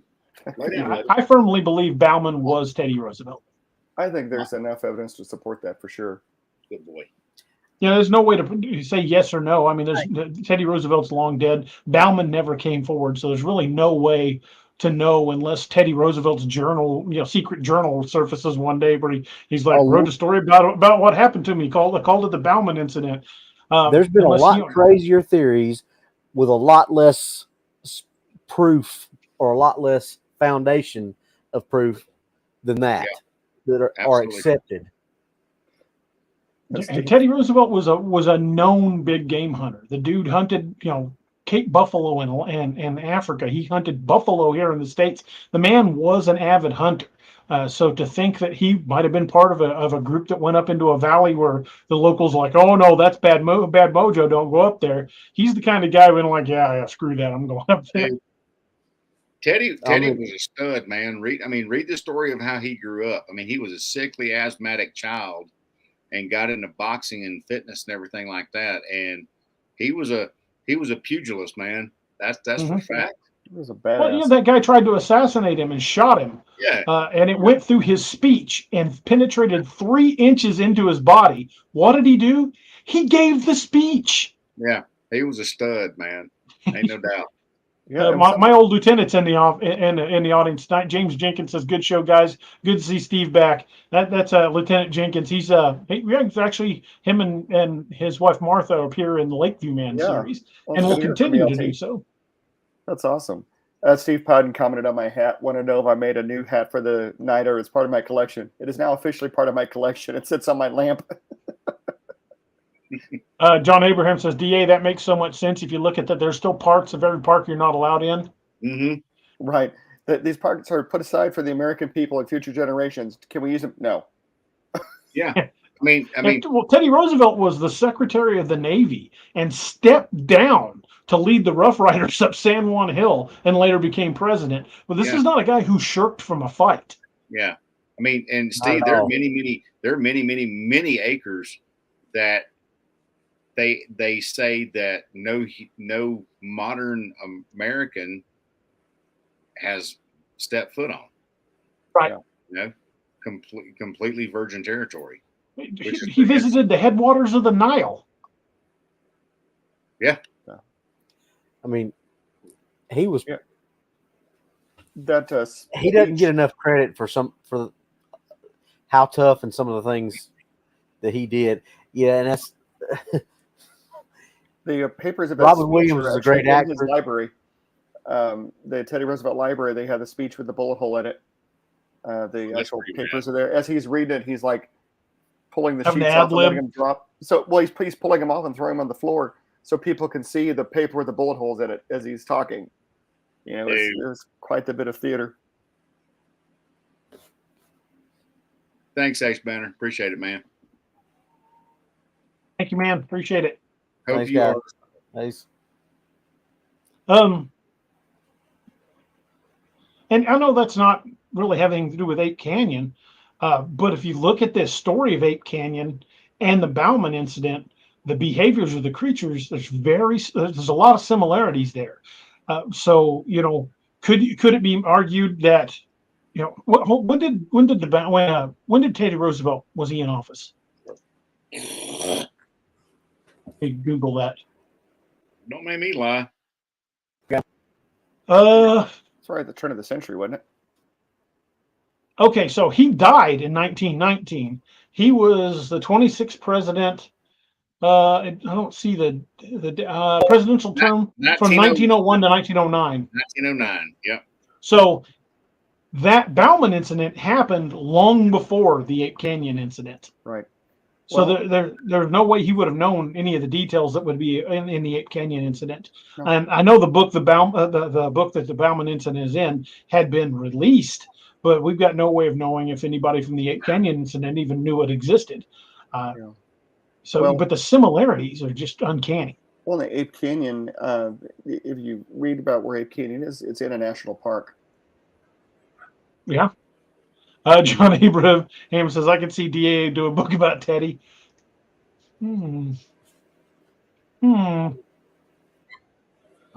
can see when he created the national parks, also creating a certain military team to go keep things in check.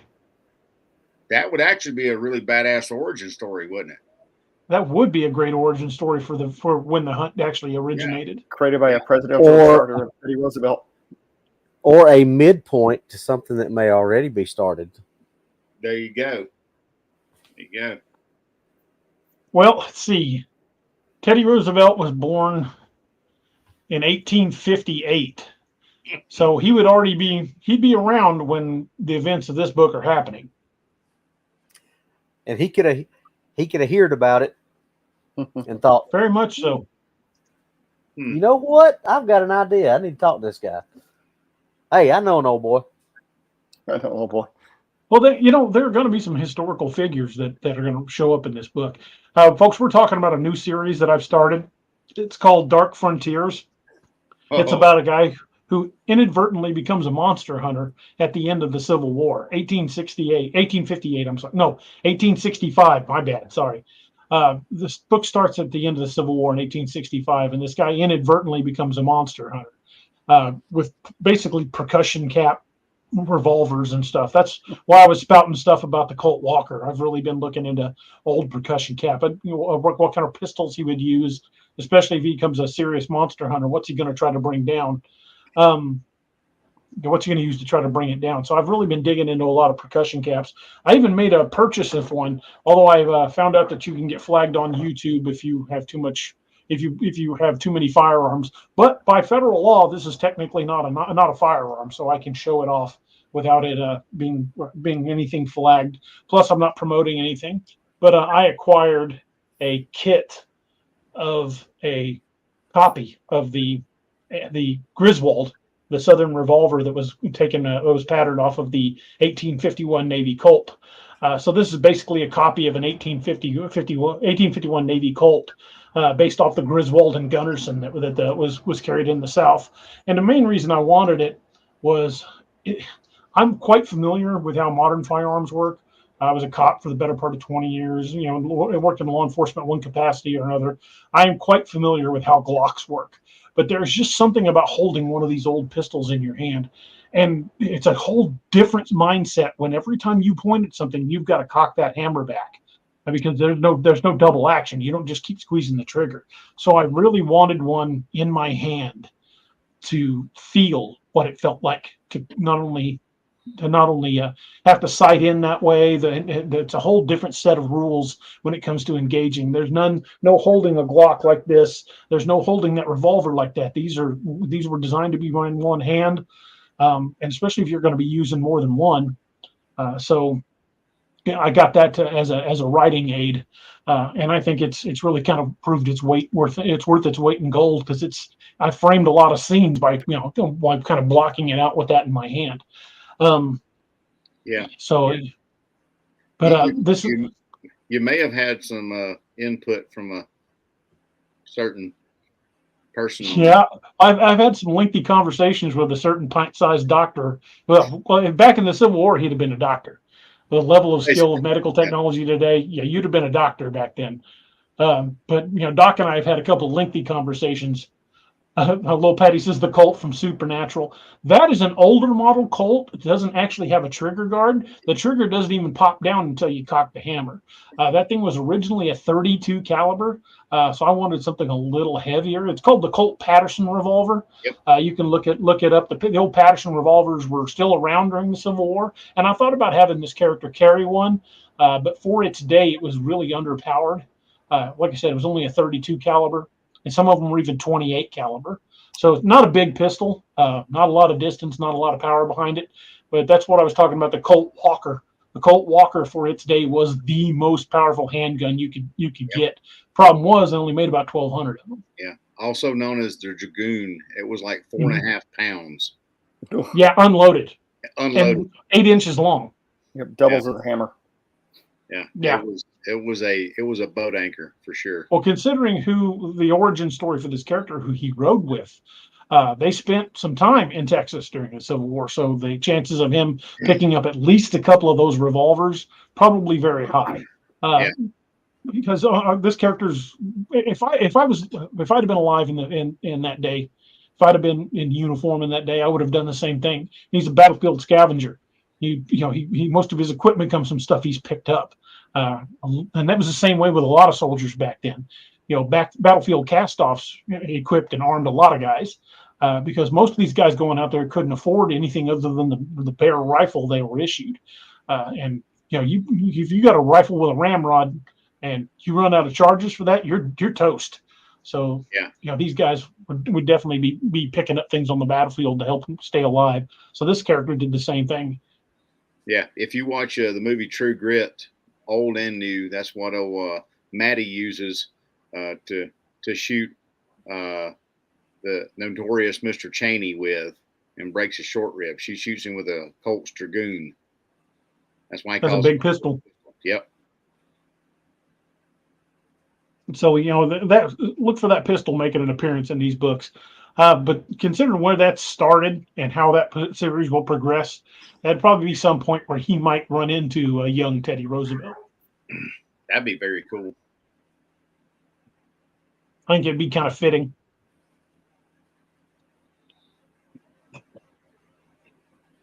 Maybe he's the one that says, "Hey, these things are out here." You might even need some sharp shooting skills with a Whitworth rifle.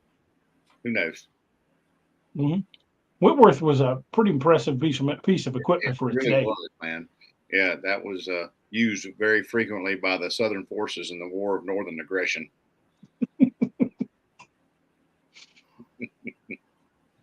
What Doc said.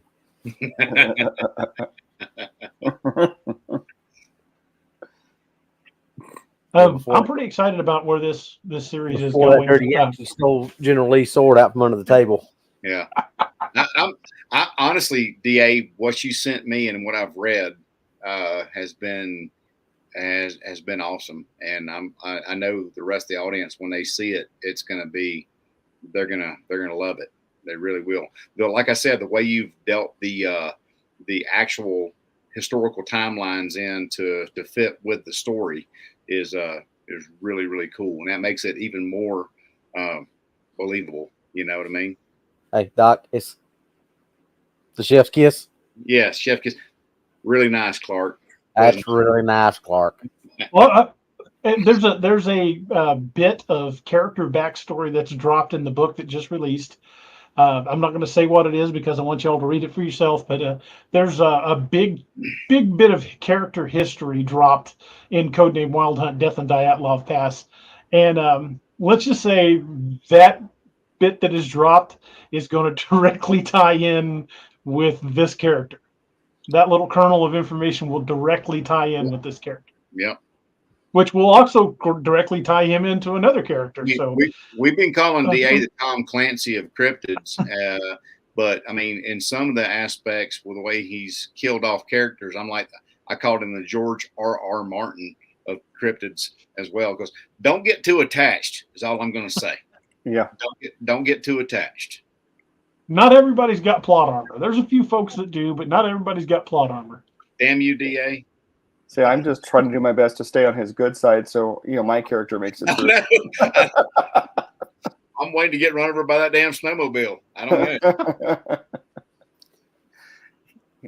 know. As long as the action stays out of my bar, I'm probably okay. There I you was go. about to say, Steve, we come rolling through the doors of the bar, and it's all broke loose.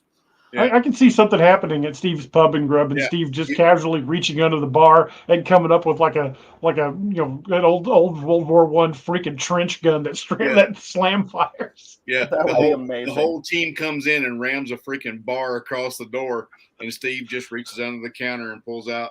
He fixes bayonet and grabs the slide. Hey, Doc, awesome. All I got to say is I survived the ambush. That's right. That's true. You did. That's true. Yeah, I think Steve needs to definitely get some action at the bar. That'd be amazing. It'll happen eventually. It'll happen. But I've spent a lot of time and effort dropping these little spiderweb kernels of intrigue in different book series that all connect to other series, and it's a lot of work, and it requires a lot of note taking on my part. And even sometimes I get made fun of by my wife because I'll be sitting in my recliner with one of my own books, flipping through it. She's like, "Why are you reading your own book?" I'm like, "I'm looking for a detail, woman." So sometimes even I've got to go back and read the old stuff to make sure I'm quoting things right. But we've had this discussion before, that little attention to detail that you take the time to go back and do that and make sure that everything, because I've read plenty of series where, it would be you can say, okay, yeah, that was kind of, but they didn't say it right because over here in this book, where it was just like, oh, it's close enough. But you always make sure you go back and actually get the quotes and the throwbacks and all that stuff right. The biggest thing I noticed when I first started reading this stuff is like I couldn't figure out why the poor bastards kept running out of ammo. It's like every other series like that you read, they've got, in addition to plot armor, they have unlimited reload. And it's funny you say that, because over here to the, you can't see it because of the way things are set up, but I've got like a 2-tiered desk, and I've got a secondary monitor over here to my left with one of these tiers, and I put a notebook over there, and I write the names of the characters that are involved in the scene. And as I'm writing the scene, I will pause and take a pencil and put a tick mark next to one of their name each time they shoot. And if they shoot 3 times, I put 3 tick marks, and I keep track of every bullet during a fight scene. Damn, Archer. That's a level of attention to detail that I didn't even expect that you did. That's like some Archer level crap right there. I didn't realize it until I started reading into it. Your typical infantryman only holds, 180 rounds, 210 rounds, maybe. 210. The Wild Hunt loadout's a little higher than that, but. Well, I mean, think about just a basic, your typical infantryman in an army movie. Okay, 180 rounds, full auto. Let's say 210. Okay, so that's 7 magazines. It's not a whole hell of a lot, really. No. James Luttrell says maybe the reason for the development of the Sharps. The Sharps was already being developed during the Civil War. So it might have been a reason they went to some of the bigger cartridges, but Sharps actually had rifles that were carried during the Civil War. There's another good comment up here. Oh, this one's for you, Steve. I saw that. I like Steve Patton's response to that. It's got Dogman meat in it. It'd be a little gamey then. I was about to say it was made with Gugway, but I thought that might be a little too much. According to Steve Lilly, that stuff don't eat too good. Yeah. It's a little tough. Guinness. A little stringy. That's what makes it good. Guinness gravy.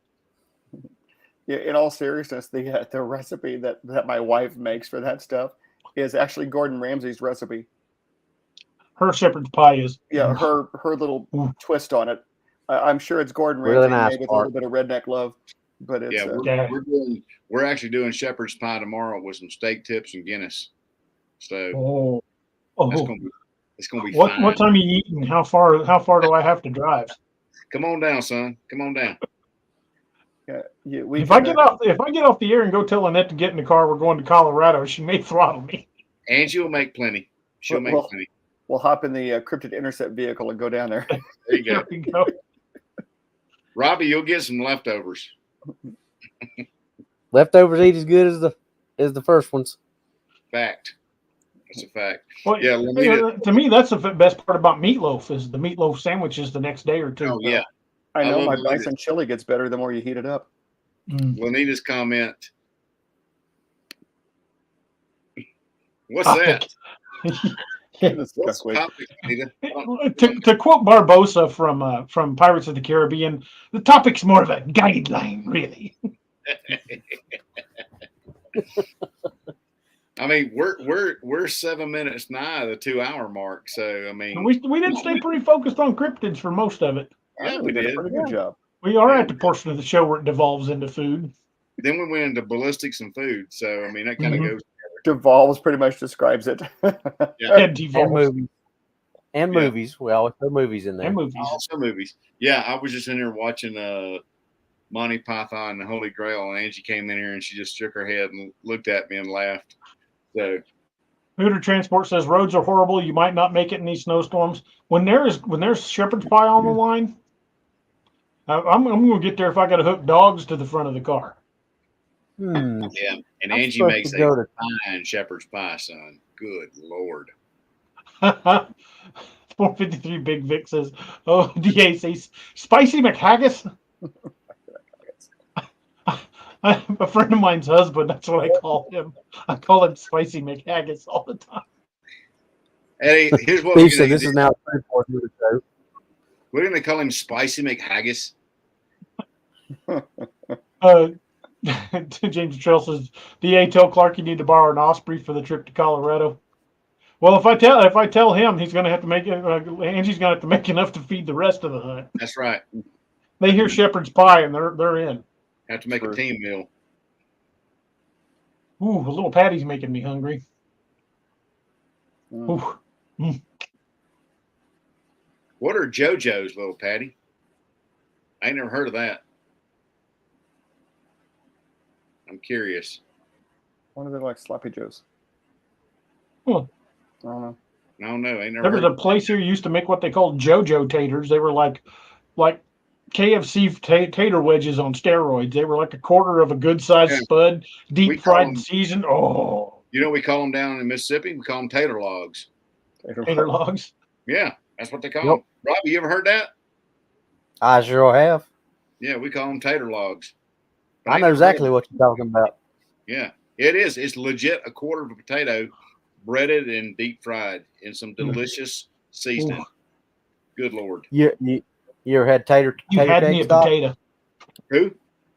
Tater cakes. You ever had tater cakes? Fried tater cakes? Yeah. Oh yeah. It's really good, Clark. Whenever we'd have leftover mashed potatoes, which I know rare, but if we had leftover mashed potatoes, Mom made potato cakes the next day. Okay. Oh. Yeah. Oh, Yeah. Angie made those the other night, man, with some leftover mashed potatoes, and damn, they was fine. Okay, so little Patty said they're tater wedges. So yeah.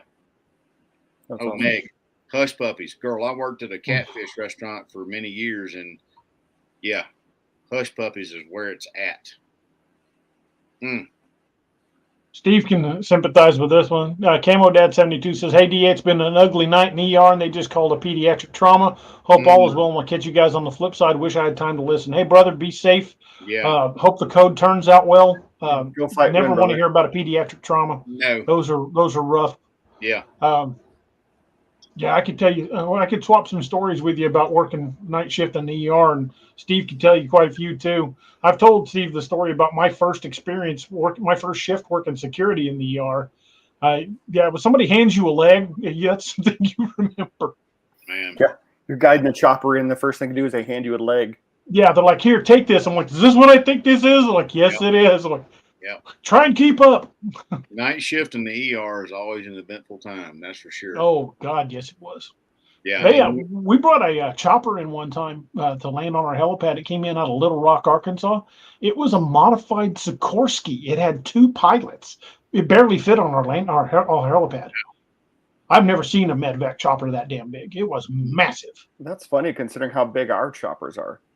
Oh yeah, Big Blue 1 and 2 were massive. Yeah. Compare them to the St. John's or the Mercy chopper, and it's not even a contest. Yeah, I don't know. It's been a couple of years since I was in school, but when I was in nursing school, they said that our airships were they had the biggest engines of any medical chopper in the Midwest.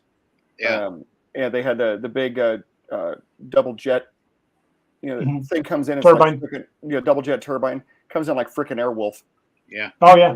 I was talking to one of the Mercy pilots and one of the Cox pilots one night because they had one of them on each pad. And I was just hanging out up at the landing pads with the pilots, and I asked the Mercy pilot, I'm like, "What's your max lift?" He says, "We can carry 300 pounds in addition to all of our gear." He said, "So if they're bigger than 300 pounds, we can't carry them." And I looked over at the Cox pilot. He just started chuckling. He goes, "No offense, man." He says, "But I can put 1,000 pounds in that baby, and she'll still climb like a homesick angel."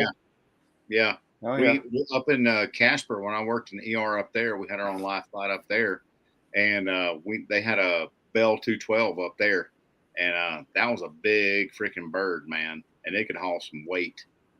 Our choppers are pretty neat. When I was in school, they let us take a tour of the air care office, which is up on the helipad, and it's like a big glassed-in room. It looks like an observation room at like an airport.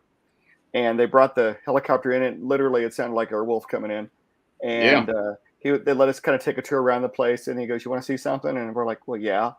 And he took off, got about 15, 20 feet off the ground. And I don't know if it was afterburners or what the hell he hit, but the thing took off like a rocket and rattled the windows. And I'm like, yeah, that's pretty sweet. Yeah. Yeah, those Big Blue is an impressive bird. Yeah. And at security at the hospital, I was around those choppers all the time because security had to be present for every lift and landing. to hit the fire suppression systems if one of those birds came in heavy. And Designated casualty. yeah, we were designated casualty. One night, one of the pilots lifted from the ER pad and was coming over to the refueling pad, and they're supposed to go west around the building, but he actually came between the two smaller buildings and went right over my head, and I just went and watched him go over, and he gets out and he comes walking over to me and he goes, "It's not your first time around a helicopter." He says, "Most of the time I send in security guys running inside when I do that." I'm like, "Nah, I've been much closer than that." Yeah. All our pilots up at Casper were old retired Vietnam helicopter pilots. So those dudes would do combat takeoffs and combat landings all the time. Yeah, our guys are retired military pilots too. Yeah. And they're pretty badass. There we go with the food. Tombstone tater tots are called potato gems here.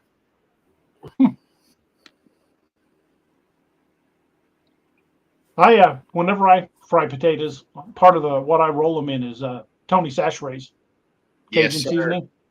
I put Tony Chachere's on almost everything. I love that stuff. Tony Chachere's or Slap Your Mama? Got both. I've got both. I prefer Tony Chachere's. Yeah, I do too. Slap Your Mama's a good season too, though. If you ain't got Tony, I got a big thing of that, but I get the Tony Chachere's in the big can. Yeah, Tony Chachere's is like DA's version of Frank's Red Hot. He puts that shit on everything. I literally do. That is my secret ingredient. I follow the commercial. I put Frank's Red Hot on everything. My son does too. Here we go. I've got a mild off the topic. LOL. What's the topic? About 10 minutes. I think about 10-15 minutes now. No, I've got a mild allergy to cayenne pepper, so I can't do the Frank's Red Hot. But my son puts it on absolutely everything he eats. Yeah, that stuff is delicious. It smells good. I just prefer not to die. EpiPens are expensive, brother. Oh man. Oh. Now I'm gonna have to go cook something. You guys are making me hungry. Well, we're at the 2-hour mark, so it's time to go get some grub. Yeah. You guys want to wrap it up? Or you guys want to go a bit longer? Do we have anything on? We still got 129 people. Oh, there's always plenty of cryptid stuff to talk. Yeah. Robbie, you got to work in the morning? Yep. We probably ought to let Robbie go to bed pretty soon because he's got to be up like real early.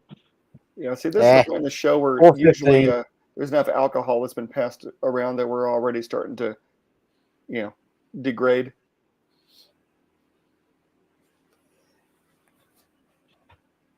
Martin says DA Tony's and Slap Your Mama's is always in the kitchen. Always. And I tell you another spice I've taken to keep it on hand. I don't know if you guys are familiar with Cowboy Kent Rollins, does all the cowboy cooking videos. But he's got his own spices he sells.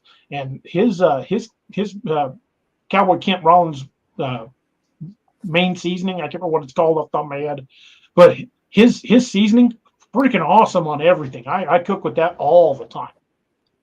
He's got a recipe for homemade sloppy joes, which I took the recipe and tweaked it, started doing my own stuff with it. I've used his base recipe, but then it kind of diverges kind of wildly from there.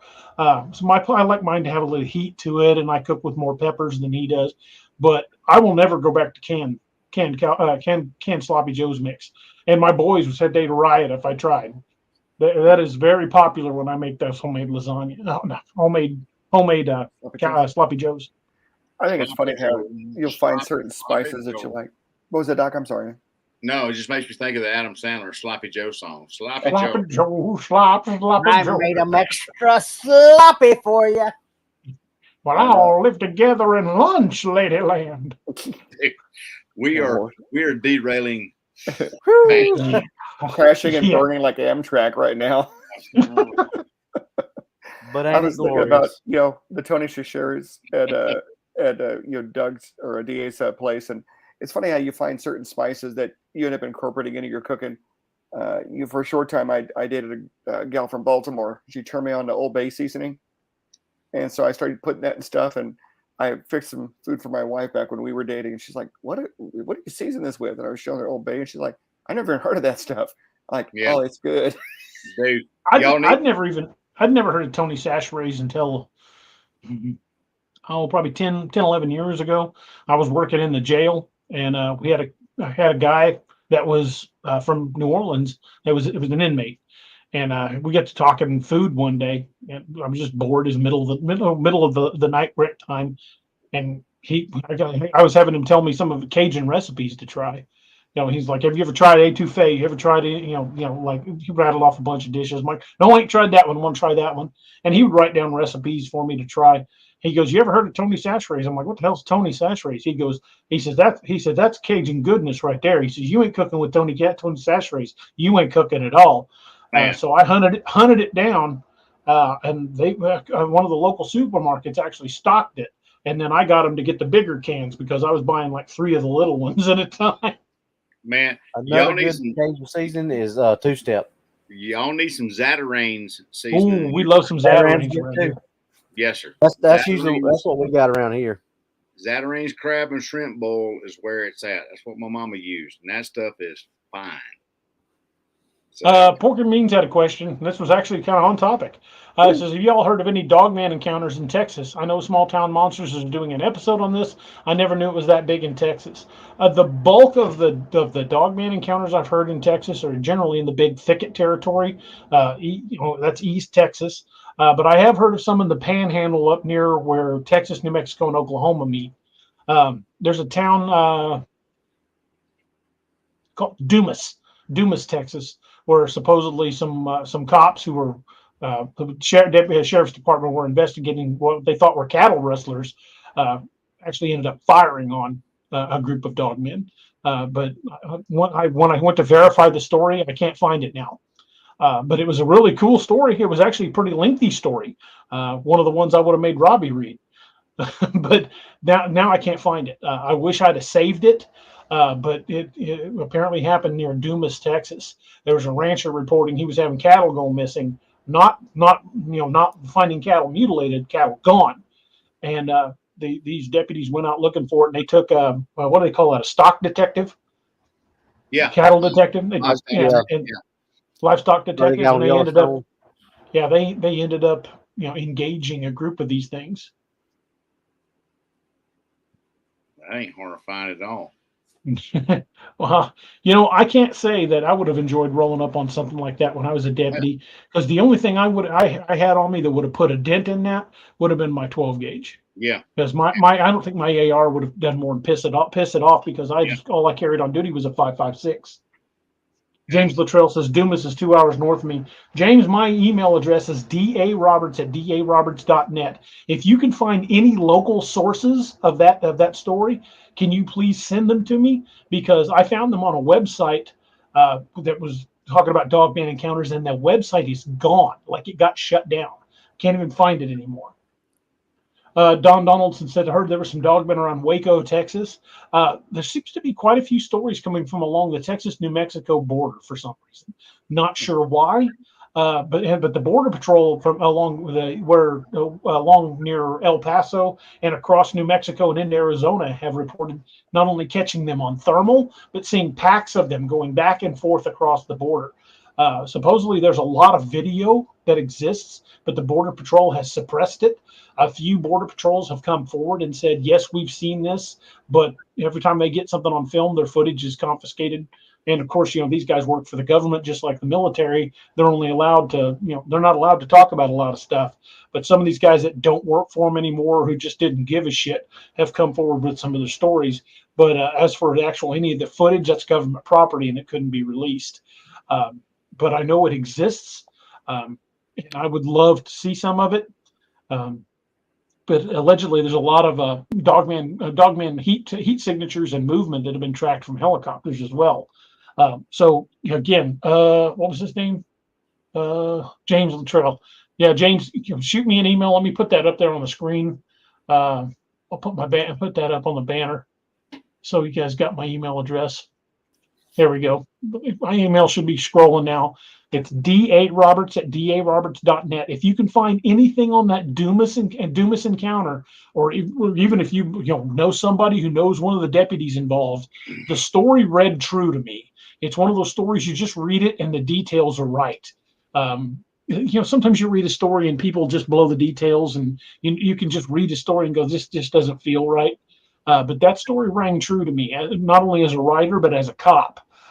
So the details were there. trying to think. There was another one somewhere closer to Amarillo, a Dogman encounter. Supposedly somebody was killed when they fired on one down in Paladuro Canyon. My friend, if you can find anything on any of those Dogman stories from out near that area, contact me directly. Because we've restructured, we've changed. A bunch of us left the North American Dogman Project. Me and Nick Valente and a few of the others, we started out on our own. We've got one's called the International Dogman Project now, because we're finding, like we talked to Tombstone and the show we did the other night where we had Leon from Texas and John from Australia and Leon from Australia and Tombstone from Australia. We had these guys. We've got Dogman sightings going on all over the world. So we didn't want to just focus on North America, and we wanted to focus more on research than the direction that the NADP was going. So a bunch of us left. If you guys are part of my groups, that's why. But dude, my friend, if you can find anything about that from the Paladuro Canyon incident or the one near Dumas, even if it's just rumor, what we call rumors intelligence, even if it's just rumor from somebody, send me the details, because to me it would be worth a drive down there. I'd swing by Colorado and grab a certain small pocket-sized doctor with an interesting collections of things that go pew, and we would head down there and take a look, because if that encounter outside Dumas really happened, it's going. We grabbing some folks. And the best part about Doc is he doesn't take up any space in the car at all. That's right. That spot where you fold it down, where you have your cup holders. Doc can sit there. Yeah. I can sit there. Once you got the room for the booster seat, I sit in the booster seat to drive anyway, so it is what it is. Blue Cruise, thank you for the super sticker, brother. Thank you very much. I love it. Country Boy Cryptid says, Wes, there was a Dogman encounter at Cheat Lake in Morgantown, West Virginia in 2019. Robbie, can you look into that one? It's not far from you. Yeah. Morgantown, West Virginia, 2019. Own it. James Luttrell, you will be my new best friend if you find me any information on those encounters.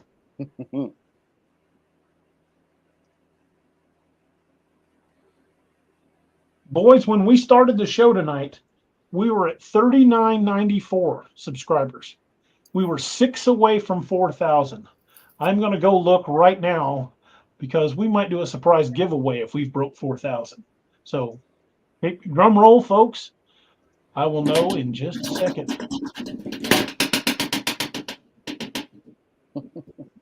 We are at 4,000 exactly.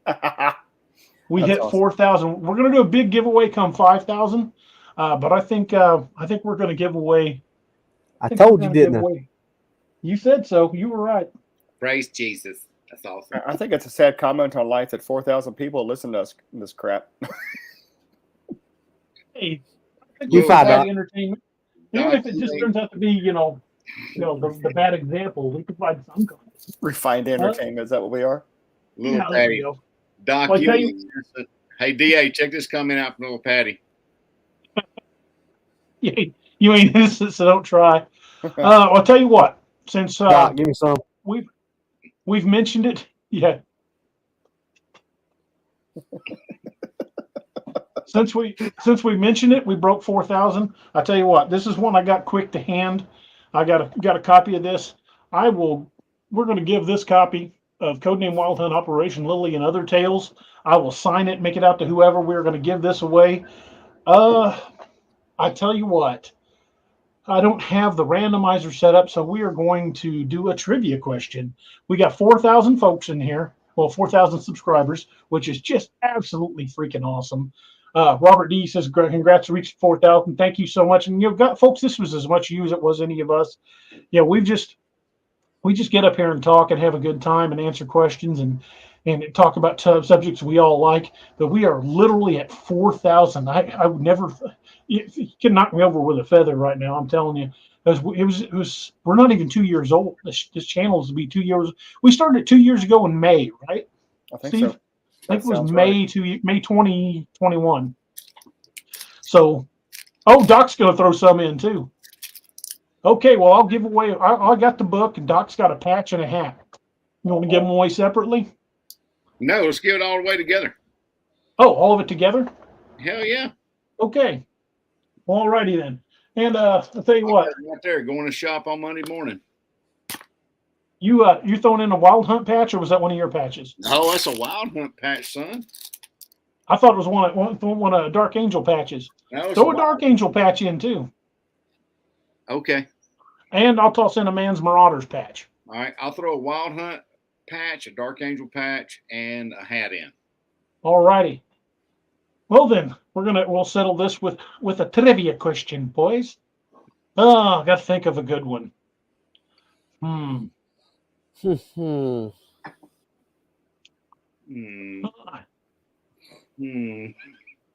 under-equipped here. I just got a little bit of 5 o'clock shadow.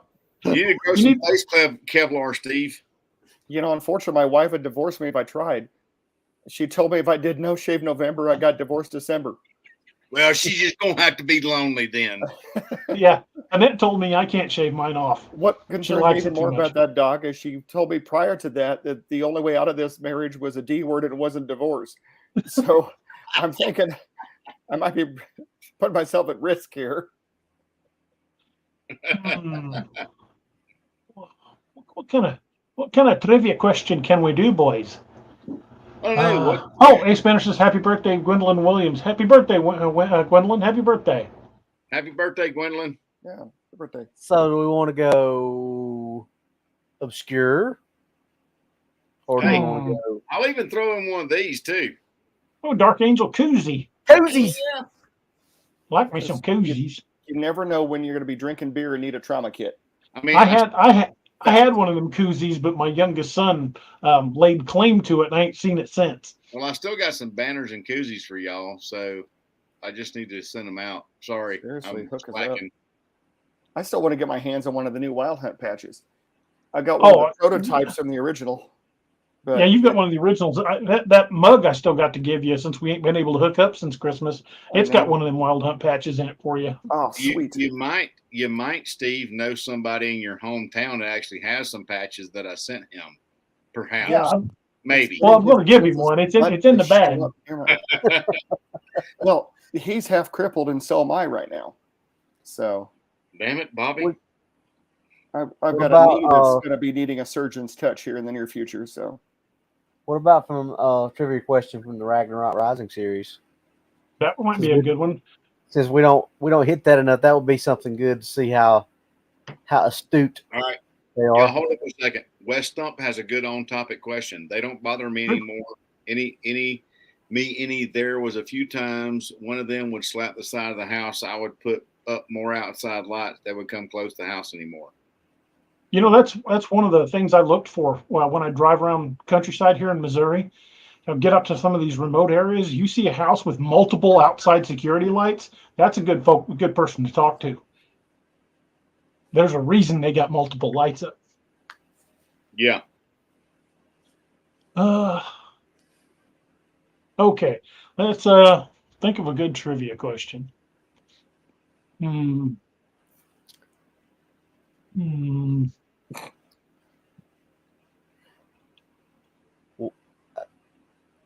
I got one if you want to. I don't know how. Well, so put it in the private chat so we can take a look at it for you bolt it out. Hey, we're back up to 145 people watching. Stubby holder. I like that tune. That's stubby holder. That's pretty cool. There we go. Anecdotal shenanigans.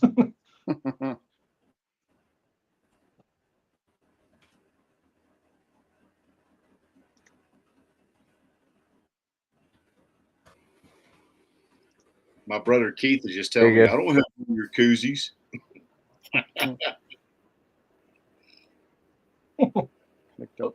Yeah, if they think about that one's a pretty easy one, though. It would be a pretty easy one to guess. How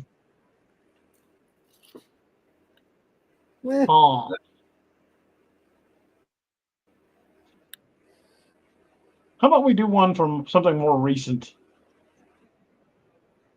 The Ragnarok books, a lot of the people that read the Cryptid books haven't read. because the Ragnaroks are more zombie than cryptid. So a lot of the cryptid folks haven't read the Ragnarok books. I just sent you one. I like Doc's question. Oh, there you go. That is a good one. Doc's got a good question. Thank you. Well, Doc, since you thought of it, you get to ask it, and we will watch the responses to see who gets it first. What was the name of the vampire queen? And don't nobody go putting Akasha either, because that ain't it in the movies. Oh, wrong book. Wrong books. Yeah, wrong books. This would have been in the Apex Predator series. Yep.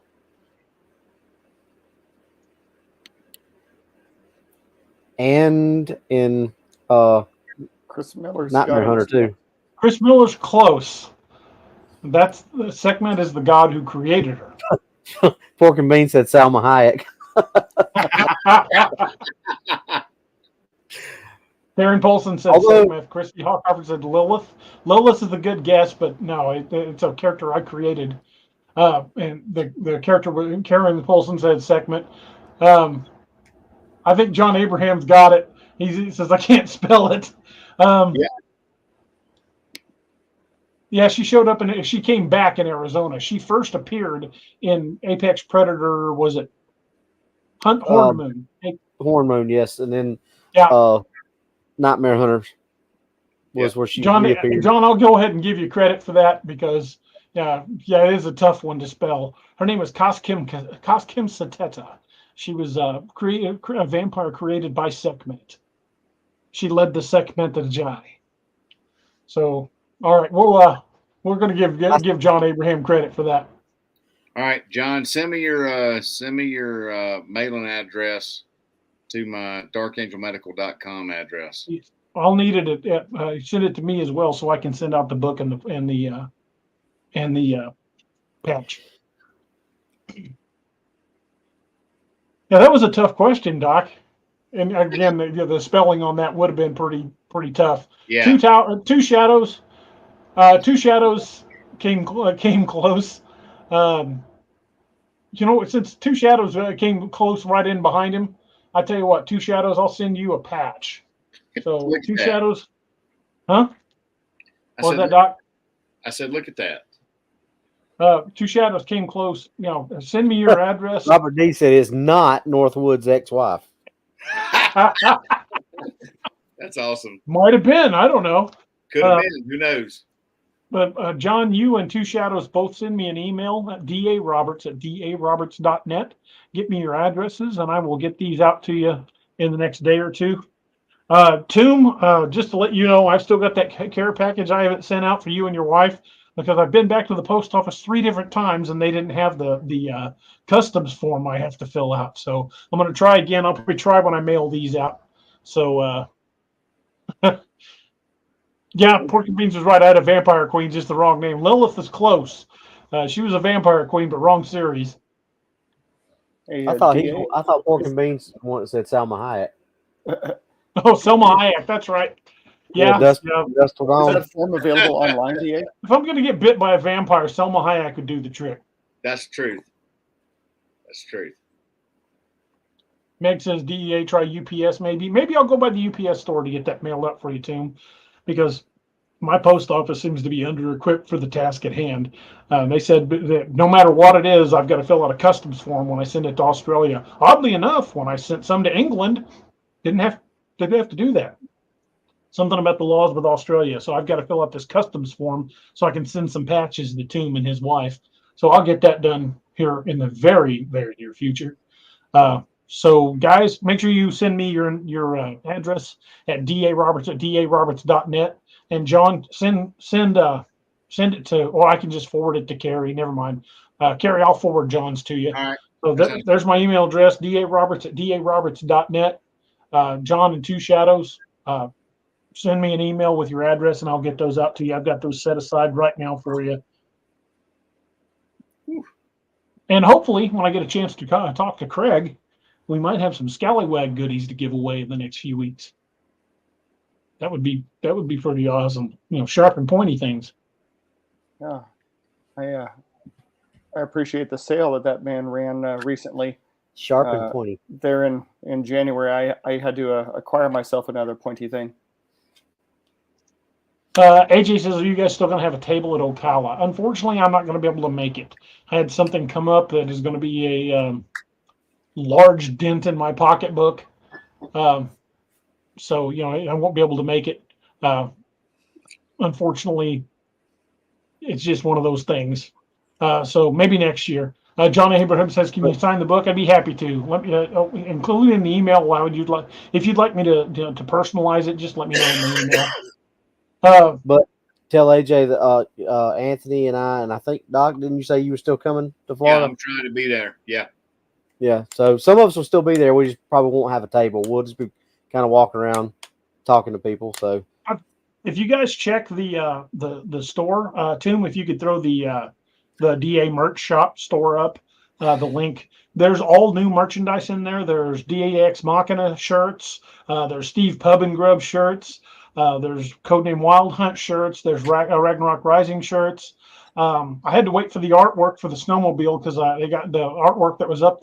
Teespring changed a bunch of stuff, and I had to take a bunch of my listings down because the files got corrupted when they changed a bunch of things. So the Angry Sex with the Snowmobile shirts will be back very near future. So that one's not on there, but we do have the Embrace the Topic shirts on there, which I should have worn tonight. Steve, I haven't been to the weather's been shitty here. I haven't been to the post office in the last few days, so I would need to get over to check my PO box. So I'm sure I've probably got it. I'll let you know for sure when I get a chance to check it.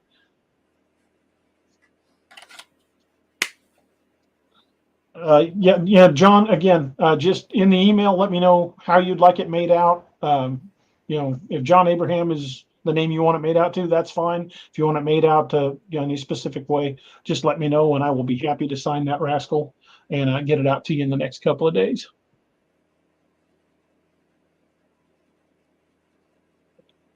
Boys, I am super stoked we broke 4,000 tonight during the show.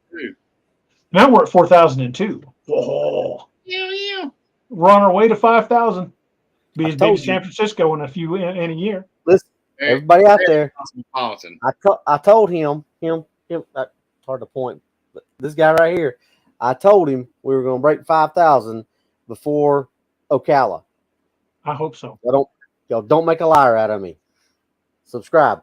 Well, if somebody wants a spear kit, we better break 5,000. I'm just saying.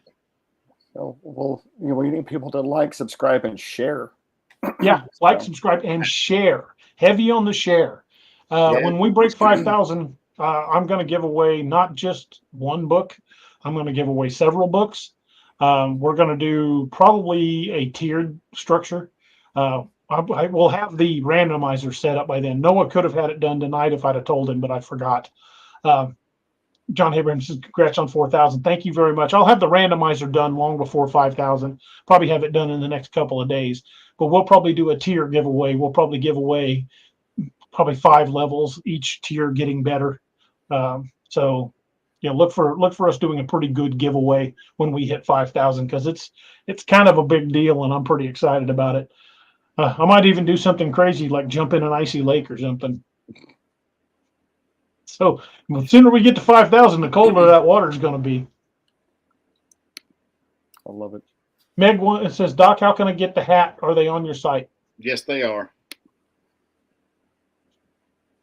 Yes, they are. They are on our site. See, I keep on trolling to see when the shirts come in because I love the shirts. Oh man, I know they've been Doc's got the best shirts. So I've been wearing this one that's got the it's science. What belongs in the body is science. Yeah. Yeah. No, that's awesome. Yeah, I'm getting some more shirts coming in soon.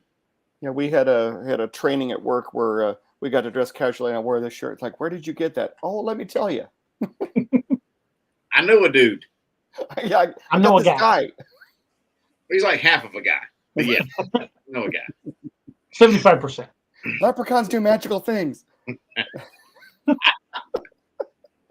Just don't throw me any Lucky Charms.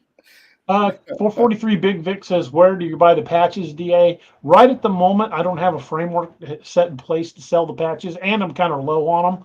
I've got to get some more in. In fact, I probably don't have much more than a couple of handfuls. We've been taking the patches to shows and using them as convention exclusives. So not only you come to the show to get a book signed, but that was the only place you could get the patches. We don't have a framework in place where I can sell them online as of yet. That might change in the near future, but at the moment, right now, we're just doing conventions. But look for a bunch of conventions this coming year. Annette and I are already starting to look to book quite a few.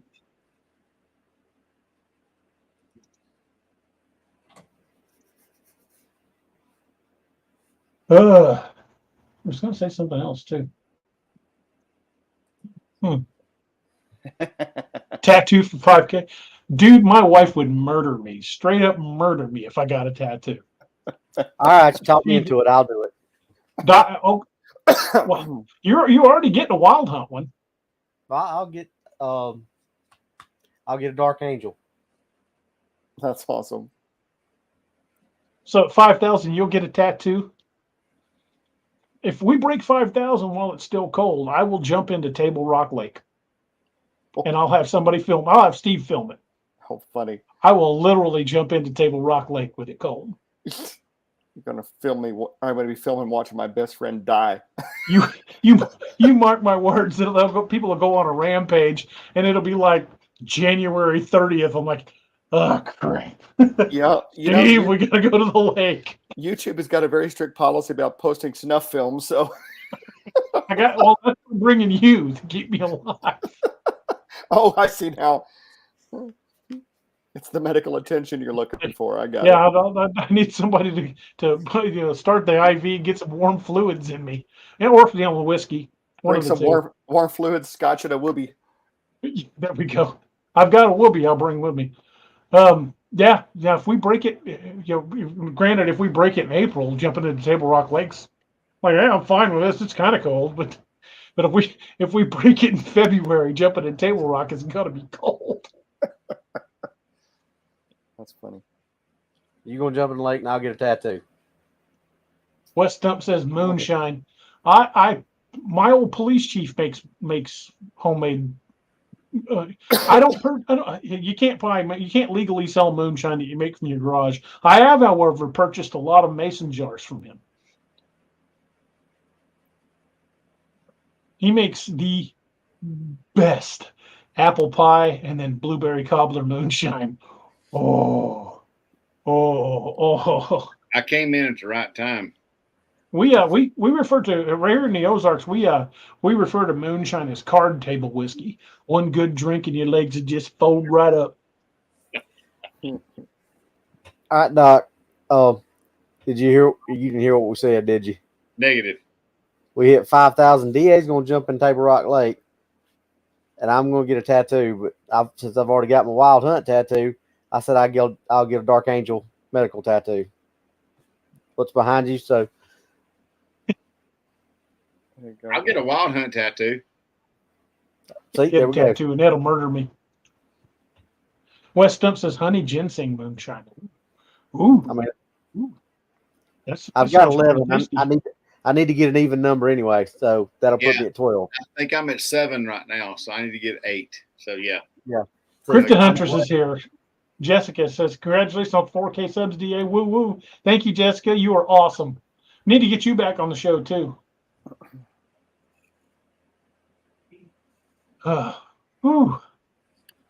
Yeah, so next stop is 5,000. And if we hit it while it's still cold, that Table Rock video is going to be classic. Yeah. You missed it, Doc, when you stepped away. I told him that it's going to be dangerous having me film it since YouTube has a strict policy against filming snuff videos. Well, I ain't going to die. And I've been in cold water before. No. I'm telling you, if I have to knock a hole in ice to do it, we're sticking to shallow water, brother.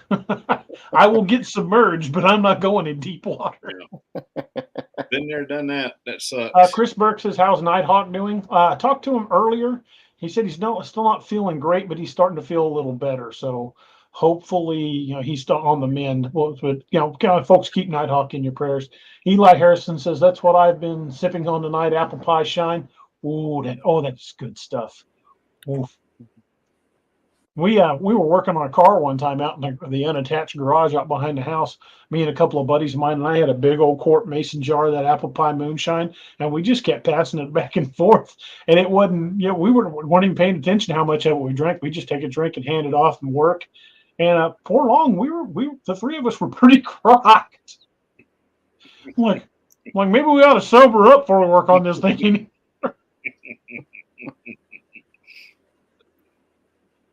Got private chats. Sorry. Yeah, some of that North Carolina stuff got a hold of me one night outside of Fort Bragg. It weren't pretty.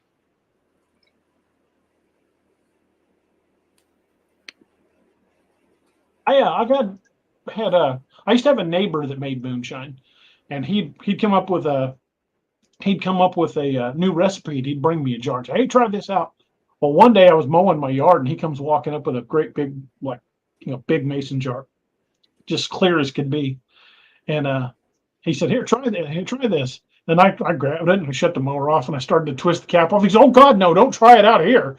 He said, that stuff's pretty strong. You're going to want to mix it with something. And I'm like, I've been drinking moonshine since I was 14 years old. I'll be fine. And I took a drink of that, and my lips went numb. My gums went numb. My tongue went numb. And that burnt all the way to my stomach. And I was like, oh. He's like, yeah, you could probably run your lawnmower on that stuff. You might want to mix it. Starter fluid. Yeah, I was like, yeah, that stuff will run a car for about 5 minutes, and then it'll burn the heads out. Close the heads off. You've got some good shine when you take a sip of it. All of a sudden, you can't feel your upper lip. Mm-hmm. Yeah, so I took it in the house and put about that much in the bottom of another mason jar, topped it with ice, and filled the rest with sweet tea. Lord have mercy. Oh, that went down really good. So I had another one, and then I couldn't get off the couch for a while. And the lawn did not get finished. I did finish the lawn first. I went in the house, and that's like, oh, you're getting into the motion. Like, I'm just gonna have a little bit. It's not that strong, and I already knew how strong it was. I had 2 glasses of sweet tea with that, and I went to get off the couch and went, oh, I think this is me for a while. I think I'm gonna sit here for a minute. This couch is awful comfortable. Yeah, I'm just gonna sit right here. I might even lay down a little bit. When did the room start spinning? I don't know. Put your foot on the floor. Eli Harrison says, I had a few buddies who were drinking some shine. They stepped off the porch. After that, they couldn't catch the porch for a few hours to get back on it. That's her first mistake, man. That's a good day for you right there. That's hilarious. Don't step off the porch. Yeah, stay on the porch. Mercy. Oh, it's been a fun night. That's why porch swings are so comfortable. Ain't that the truth? It's the only part you can get back on when you start drinking that stuff. Don't ever pass out in a waterbed. Yeah. There's a story there. That makes me sick. There's several stories there. Oh, I'm about ready to blow a chum line thinking about that. Woo! Good Lord. Oh, God. Whew. Robbie says he's going to get a tramp stamp. I didn't say that.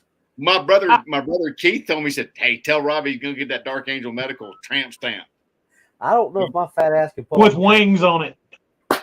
I don't need with wings on it. Bobby, you need one of them Black Widows. I don't need ass. Oh Lord, we're down the rabbit hole, boys. We have ventured into unknown territory right now. Yeah, you're gonna wind up with the tattoos that Valkyrie wound up getting. I don't think it'll look as good on me as it would on Valkyrie. That's correct. It would. Well, your Black Widow might look a little more like a tarantula, but that's all right. Lord have mercy. Tarantadactyl. Yeah, I believe we call this part of the show the road to demonetization. We have nuked that damn topic train for sure. But see, my pterodactyl's on the side of my leg, so I couldn't get it back there. So Oh my Northwood goodness. says that sounds like some of the weekends in the barracks. Just about. Yeah. About We're that. almost there. That's pretty much it. Just need Gideon to step in here and take charge. Whew. Oh my goodness. Miss Chef Yoda's in the house. Good night. Good evening, ma'am. Thank you for joining us. Good evening and good night. Yeah. Well, we were about to that point. I'm gonna double check the studio. Look, good Still morning. 4,002. So we're well on our way. We are well on our way to 5,000. We're only 998 away. If we hit it in mid-January, that's going to be an interesting video. Yeah, it will. I love it. Yes, sir. Yes, sir.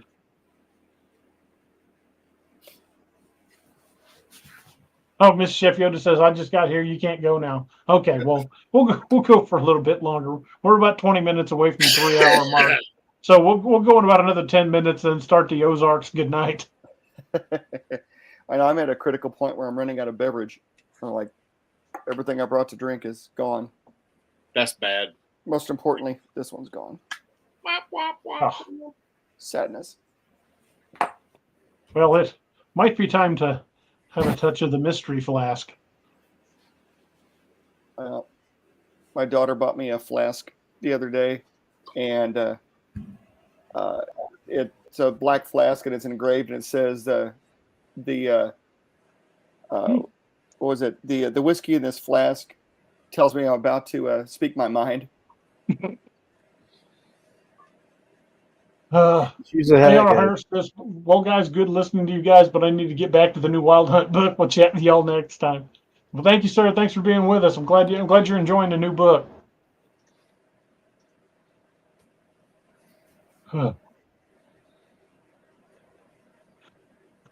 Maggie is absolutely correct. Moderators have done a fantastic job tonight. Really appreciate you folks. Moderators do a great job. Robert D says 998 bottles of beer on the wall. John Abrams says, I just rewatched the L episode. Any more trips there? Nick Valente and I were talking about going back to LBL maybe this spring. We were gonna go this month, but I'm in the middle of the procedures for my back. So when the time he was wanting to go is when I would be getting my next series of shots. So can't miss those. Those are going to be very, very helpful. Mr. Chef Yoda says, can you do a small recap on the Ape Canyon attack? Where did this take place? Ape Canyon was what did we decide county it was? Squamish County? Oh, Squamania. Skamania. In Skamania County, Washington. That happened in 1924 when a group of miners were attacked after one of them shot a Bigfoot creature. Their cabin was attacked all night long. And when the sun finally came up and the creatures faded back into the woods, these guys basically abandoned their mining equipment and their mining claim and ran as fast as they could to get back to their vehicle, which was a couple of miles out on down a trail. And they never went back. The site completely changed after Mount St. Helens, but even now in that county, there are, I think I said 64 sightings in the BFRO database, even more. And if you look in the local papers of missing hikers and things like that aren't reported as Bigfoot, but there's a lot of really weird things going on in that area that if you look at it, you can pretty much connect the dots and figure out what's going on down there. But that whole area, the Ape Canyon area, is just a hive of activity. Meg's absolutely right. To the ones who've been with us, thank you. I want to. Don Combs has got my back done as well. I've got the next round of shots where they're going to do a series of 3, and then the final round where they're going to do. I can't remember what the process is called, but basically they're burning the nerve endings in my lower back. And they said I should be pain-free for up to 2 years, and in some cases even longer. Damn. So those are coming up. And I think I want to say Thursday is when the next shots are, and then probably 2 weeks after that will be the next Don Combs Ablation. That's what it's called. I'm doing the next series of preparatory shots. is Thursday, and then the actual ablation, they're going to set the appointment then, but it's probably going to be within a couple of weeks. Dim Bone says a big thank you to everyone responsible for helping put this show together. It's a team effort. We all put the work in to make the shows the way they are. And a big thank you to everybody out there listening and everybody that's been with us. We could not have gotten to 4,000 subs without you guys. And we've done this in less than 2 years. So, thank you folks, and let's keep the growth going and continue to help spread the word on the channel. And the more we grow, the more this kind of content we can provide. Because believe it or not, the more people we have and the more YouTube promotes the show in the algorithm, the more it's going to help us in the long run, because we use the revenue from the show, and it doesn't make a whole lot at the moment, but it pays for like the sound equipment, and it pays for the streaming service, because I've got the professional level of StreamYard, and it's not exactly cheap. But this is something we enjoy doing, and I would still do it even if the channel wasn't paying for itself, because I just love doing it. To me, it's a creative outlet. And I do. If all I did was write every night, I would burn myself out and not want to do it. So this is my creative outlet that gets me away from writing for a little bit, and lets me talk about things I'm passionate about, and talk to y'all about cryptids, and hang out with my merry band of morons. Hey, Hey, Doc. hey. And this You is ain't how I got spent no my Saturday legs. night. Ain't got no gas in it. Ain't got no gas in it. It is kind of funny looking at where this has gone in the last 2 years, though. When originally it was just you and me trying to keep ourselves entertained. And When we hit 100 subs, we were like, yeah, there's 100 people listening to us. yeah, there you go. And now I just talked to my wife tonight. I'm like, I could not show up for a month, 2 at a time, and it just keeps on going. I'm like, that's awesome. It's a critter on its own right now. Yeah, it's kind of gained a life of its own. Country Boy Cryptid says, I can't walk far due to my back, looking for a way so I can walk again. Talk to your doctor. If you go to pain management, talk to him about that ablation. Because if it works the way they say it's going to work, I could literally be pain free for the next couple of years. And then I don't have to do the primary shots next time. Next time they already know. So in 2 years, when it starts wearing off, I just go back in and they do it again. Drinking with Dogman. Drinking with Dogman. Damn, right. Did Ranger fume you out there, Doc? God almighty. Sounds like there's a cryptid loose in your room. Alarm red, mop 4. Good Lord. Damn, son. Ranger has done chemically treated, Doc. Yeah, he just. Ugh. Boys, I don't know what you guys got close to hand. I'm gonna grab a little bit of the Irish. Just gonna put a splash in there. There you go. I want to lift a glass and say thank you to everybody that got us here. Give me a quick second to pour something here. Okay. I also want to. Mrs. Chef Yoda says, "What's the scariest Bigfoot story I know?" Hang on, I gotta go I'll grab tell you here in a second. Yeah, we gotta wait on my Christmas present, Doc. Oh, that is awesome. That's pretty. Yep, that's really cool. Holds a fifth of an adult beverage of one's choice. Yeah, I like you said, Doc. You drink you some Dogman pee? No, Thanks. no. It's like military. Let's let Bear Grylls do that. Yeah, I was going to say, we love you, Doc, but your whiskey selections are a little too preppy bitch for dog pee. I ain't Bear Grylls. I'm stuck in the wilderness. Better drink my own piss. I'm just saying. You see, you drink the stuff that I like to drink. I'm a redneck with a sophisticated palate. Northwood says, "Is there something wrong with Doc's camera? Is there a green fog in the room where he is?" Man, I just had to spray some ozone, son. It's Tombstone says he's raising a glass from down under. You Be know, glad you ain't got smell-o-vision. That's all I got to say. Oof, Ranger dropped such a big one that Doc is now pixelated. man. Ranger. Knock out of focus. Golly. I was in there in the kitchen and I could hear every word that was going on. I was like, He just walked the other side of the room because he's so ashamed of it. Or he's stinking himself out. That's bad when a dog stink itself out. When Harley does that, he'll let one go and then he'll raise his head and look at you like, huh, and then he'll lay back down. Like, do you smell that? Yeah. Bucky Want to do a started one quick. time while he was asleep and woke himself up because it scared him so bad. Yeah. Ranger's done that. I've done that.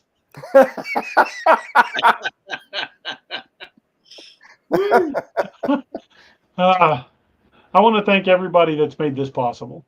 I want to say a big thank you to everybody that supported the channel and all the co-hosts that we've had along the way. Steve and I started this crazy mess almost 2 years ago. Just kind of an outlet for us to be idiots for a little while and talk about things that we liked that went bump in the night. But here we are 4,000 people later. And it's no longer just me and Steve being morons. Now I've got another band of morons that have joined in.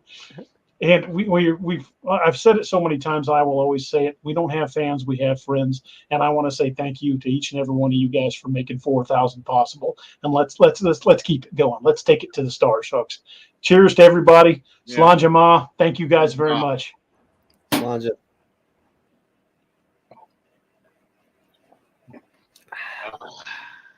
As my grandfather would say, it's a kick in the liver, but it's a lovely kick in the liver.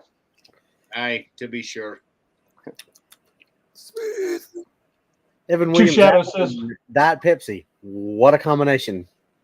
Two Shadows says, may you be in heaven an hour before the devil knows you're dead. I love it. Well, I'll steal a toast from a good friend of Steve and mine. It's his favorite quote, and I hope I don't butcher it. There are good ships and wood ships and ship. There are good ships and how's it go? God dang it! There are good ships and wood ships and ships that sail the sea, but the best ships are friendships, and may you always be. Slanja Ma. I love that quote. Oh, it's a great Irish cheer. I had the pleasure of having him play the music at my wedding, and he happened to come down and play the same week his brother passed away. And I was carrying a flask of Irish whiskey, and I wanted to have a drink with everybody in the wedding party. We poured one out for his brother too, and he thought that was pretty cool. And I wasn't in the wedding party. I was the unofficial member of the party. I was the armorer. You were the armorer. Yeah, you got to participate in that too. At the same time, I was there for that. We learned that Irish whiskey will dissolve fixodent. Yes, it will. To answer Mrs. Chef Yoda's question, what's the scariest Bigfoot story you know? I'm going to guess right off the top of my head that the scariest Bigfoot story I know is what it's called the Siege of Honobia, or Hanabi. I actually pronounce it Hanabi. It's in southeastern Oklahoma, a little bitty town. They have a Bigfoot festival down there, but long before anybody had a Bigfoot festival down there was a family, and I know one of the brothers involved personally, so I know this story actually happened. I won't mention his name because he doesn't want to talk about it publicly anymore. He's been made fun of for the last 20 years. And he just doesn't like to talk about it anymore. I even asked him if I could do a book. And he said, I'm going to tell you something, brother. He said, you know the story. Write whatever you want. But I'm not going to be part of it. I am done with this story because I've taken so much crap over it over the last 20-some years. This family, again, not going to say the name, lived on a farm outside of Hanabi, Oklahoma. And like a lot of rural families, mine included when I was young, they supplemented their family's meals by hunting deer.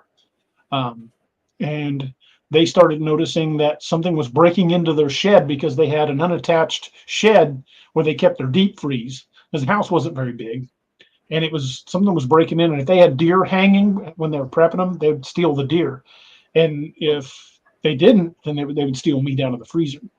So they got to putting padlocks on that, and that didn't work. So at first they thought it was a neighbor coming and stealing their food. And losing deer, that's a big blow to a family that doesn't have a big income to supplement. If you're hunting for sustenance, there's a reason you're bringing in deer. You're not just doing it because you like hunting. Well, this was putting a dent in how they fed their family. So they started putting out motion sensors and lights and trying to catch what it was. And come to find out, it was a group of Bigfoots that were not only breaking into when they moved the deep freeze, brought it in the house. Then the thing started trying to get into the house. Almost got one of their daughters, and their kids. They were trying to get in the house, and these guys ended up with a gunfight with these things. It's bad enough they abandoned the property. They still own it, but they won't let anybody go out there. An agency, a Bigfoot investigating agency that I won't name, because it's, I don't want to say anything bad about an agency, but if you know the story, you'll know who it is. They got involved and apparently were all but useless, because when these creatures showed up, they basically got in vehicles and left. So this family got in a prolonged gunfight, and it's known as the Siege at Hotbed, where they were defending their house against a group of these things. They ended up shooting a number of them.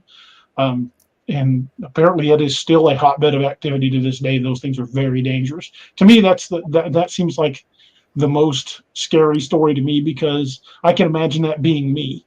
Because I grew up in a rural place like that on a farm where we added to our farm our food supply for the year by hunting. And I can imagine that happening to us. So how the terror I would have felt if it had been my kids they were trying to get. So to me, that's the most scary Bigfoot story I know.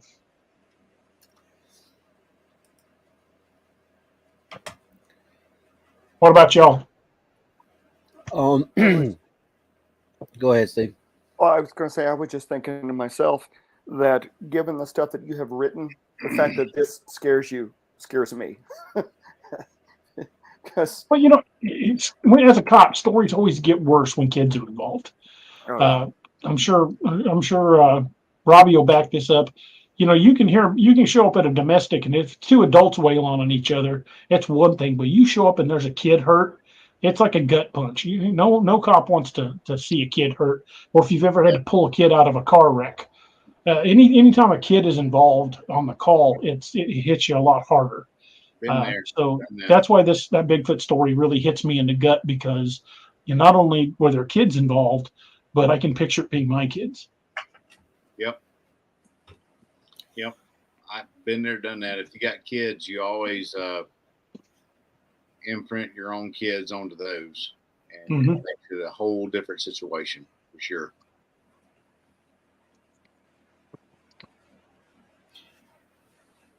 I think we got a lot of cheers from folks. John Abraham says, "I raised a glass." Tombstone said he raised one from down under. And to me, that's amazing too. One of our moderators is from Australia, and we routinely have people from foreign countries in the chat. Aussie Sue's in and out. Leon Howarth, who's from out near Manchester, England's in and out. We get people from all over the world pop in and out of chat, and to me, that's just amazing that something was started by a couple of idiots in Springfield, Missouri, has blossomed out to kind of a global thing. I mean, 4,000 people ain't exactly what they would call viral. But 4,000 people from across the planet have come together to listen to us talk about stuff. And to me, that's just a huge thing. Well, some of the people we've had on the show, I mean, Sean Chesser, Stephen Kinney, Jamie Hernandez, Jonathan Mayberry. Jeff Meldrum. Meldrum. Yeah. I mean, I squealed like a schoolgirl when DA told me that Jonathan was coming on. He did. It's they always tell you you don't want to ever meet your heroes or don't want to ever meet your idols because they'll disappoint you. And sometimes you get to meet them and they don't, and that's pretty badass. And when you make friends with those people, then it's like even bigger.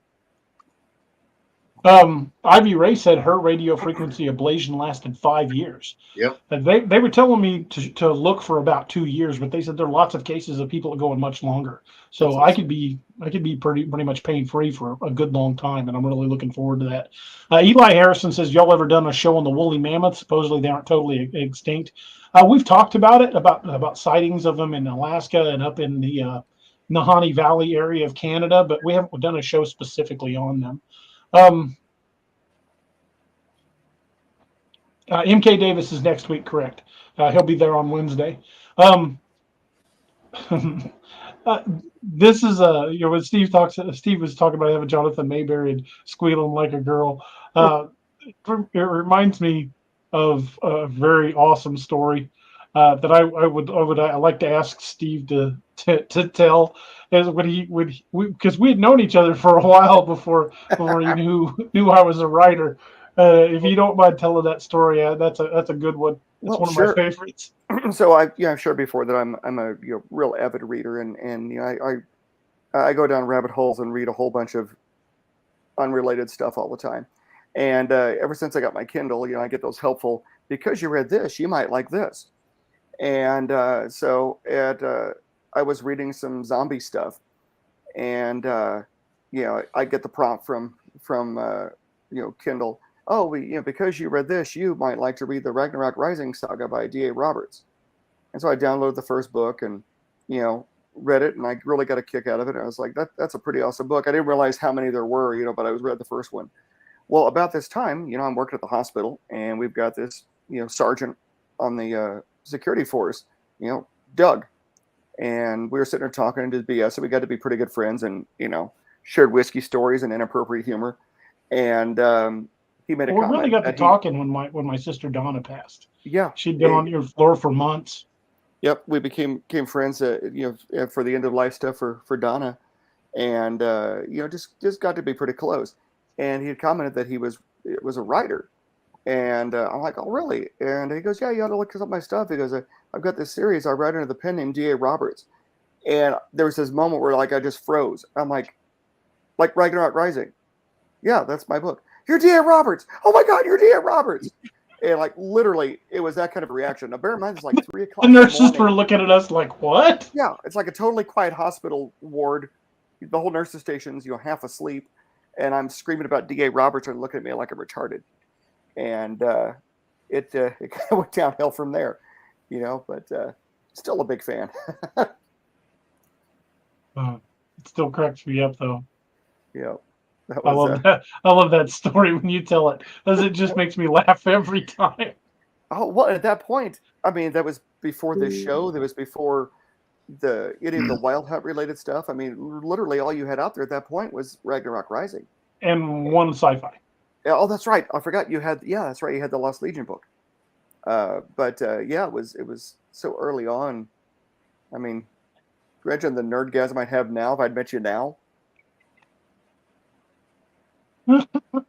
Yeah, I'd have a damn stroke. We lost Doc. Oh, I think Ranger finally got him. There he is. I'll scratch Ranger's belly. Oh, he likes Puppy some Be scratches. careful. yeah. You better be careful. You might hit the release valve. Yeah, it might go off. He's doing a leg hound on me. He's a cutie. He is. German Shepherds are awesome dogs. Oh, well, folks, we are actually over the 3-hour mark. Yeah. We're a little late beginning our Ozarks goodnight. Boys, you got anything you want to cover before we take off? No, I've already gone down most of the rabbit holes I had in my head tonight. So Go buy Meg Kit and Archangel Medical. yeah, There we go. Let's throw that back up there. Toon, throw that up in the chat, please. Now that I'm stumbling over my words. Swing by Dark Angel Medical. Don't forget to use discount code Cryptids25 for 25% off your order. And use that link right there because that's an affiliate link and it helps generate revenue for the channel. So please use the link. And thank y'all for hanging out with us tonight and staying on and off topic. Off topic sometimes is more fun than on topic. Who knows? Sometimes. You never know what you're going to get. It's like surprise. I think that's the appeal of the show, because we do talk about what we're set out to talk about, but we have a good time doing it. It's Mama like, always said topics was like a box of chocolates. You never know what you're going to get. yeah. Well, in all truthfulness, the early form of the Wild Hunt series developed from a dinner with friends and whiskey that devolved. Yeah. Good things can come from it. Yeah. Yeah. We always devolve. Yeah. we do devolve. Build a little campfire in your fire pit outside with a few of your best friends around there, and hang around and just talk about literally everything. You might start out with one topic, but you end on something completely different. And that's the way we are here. And we appreciate y'all for hanging out with us. I can't tell y'all how many times, how many people that I talk to watch this, that it just slaps him in the face that we all haven't known each other all our lives. I know. It's crazy. Like, what? What? No. No. Y'all had to have been friends since you were kids. Yeah. We're like, It's crazy. no, that's how we are. You just you find that same level of crazy and you just click. No, Click. absolutely, man. The gears mesh. Yeah. Our crazy was compatible. And we appreciate y'all being on this crazy train with us. It's fun. Definitely. You guys Really make it do. possible. Well, Mrs. Chef Yoda, I would be delighted. I'd take you to some places where you at least might hear something weird. And of course, this is the Ozarks, so you could hear that in town. That's what we do at the Walmart.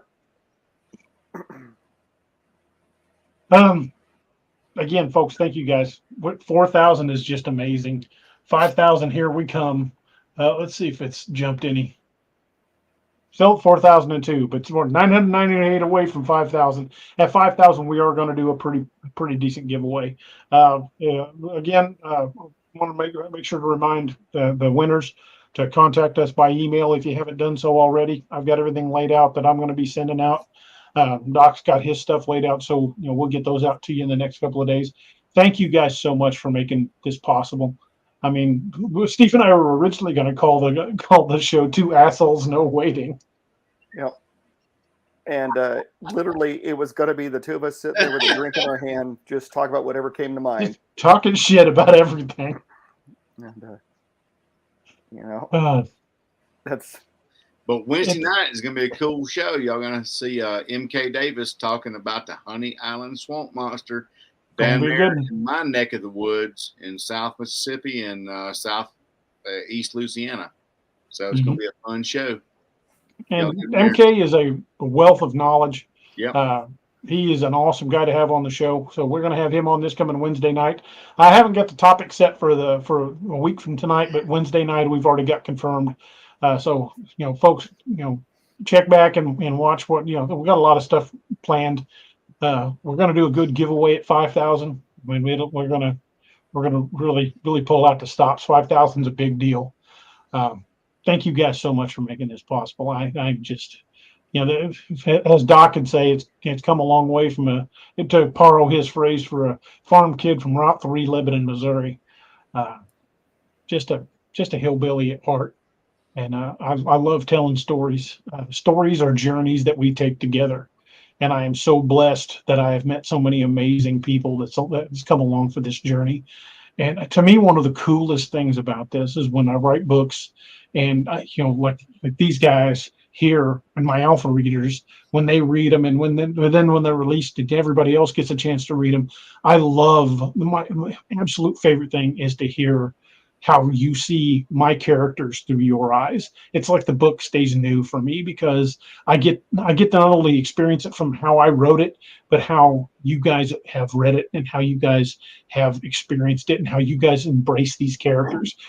Characters like Margolin. Margolin was a throwaway character. I never really intended to have him more as anything in the background comic relief, but people love Margolin so much I ended up keeping him around, and he's just kind of taken on a life of his own.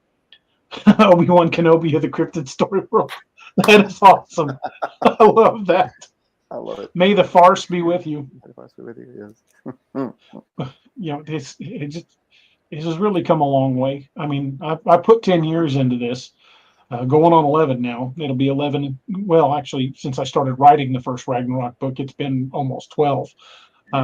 But since the release of the first Ragnarok book, it's been almost 11 years. And Doc and I have known each other since that book came out, because he reached out to me about how much he enjoyed the book, and we got to talking, and I ended up picking his brain, and he became a creative consultant on the series. Whenever did I booger this guy up too much, or you think he might survive kind of situation. We've had a number of them late night, hey, fuck, are you awake texts. Yep. Yep, for fact. I love it. Well, I get a big kick out of reading the stories, the behind the scenes stuff with like the Wild Hunt team and the Apex Predator, the dog soldiers and everything. Just listening to the random grabassery when they interact with each other, and I'm like, that's us hanging out. That's that's just how we are. That's what it's about, man. And it's like when I reached out to DA about the med kits. We were just shooting a breeze about it. And he's like, so what's your background? We started talking. He's like, all right, let me pick your brain a little bit. And it kind of snowballed after that. And, lo and behold, our kits have been in all the books, and it's been an honor, man. It really has. It's been an honor and a privilege to work with you and see your growth, see the character development growth. That's something that a lot of folks don't get to say, and Steve, he's been there since the very beginning, and Robbie has come in and jumped in, and we've watched it grow, and it's been a real blessing. We've been real fortunate. Boys, the honor has been all mine. It has been my privilege getting to know you guys, and just I'm amazed at the number of people that I now talk to. Like Tombstone's a great example. Him and I sometimes we'll talk for 30, 40 minutes on Facebook on chat, and that astounds me that I'm talking to a guy from Western Australia, just out of the blue, and I love that. I love the fact that this is kind of got a life of its own now. It's just really amazing to me, and I'm so humbled and honored at all the people I've gotten to know and consider close friends and family now. Yeah, and sitting around here with us tonight and every night that we talk about all this stuff, it's just like sitting around a campfire with a bunch of buddies. That's literally what it's about. It's about sitting around a campfire, talking with your buddies, shooting a breeze, and having a good time. And the folks in the chat, y'all just enrich it. Y'all just make it better. Oh yeah. And we appreciate y'all for being here and hanging out with us and having a good time.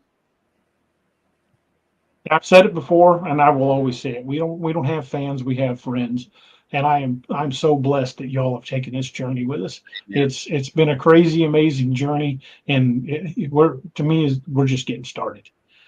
So 10 years is 10 years may seem like a long time, but it's gone by pretty fast. I started out in July of 2012 with one book, and I just released number 28. So we've come a long way, and I've got a lot more books planned. If I live that long, I don't think I'll ever run out of books to write. I've got a list a mile long of books planned. Hell yeah, that's awesome. And it's constantly evolving, because y'all don't see the talk that all of us have on the outside past this, of ideas of this and that, and well, this could tie into this, and that could tie into. Oh yeah. Well, his freaking outline is like I just one of the stories that he makes me read.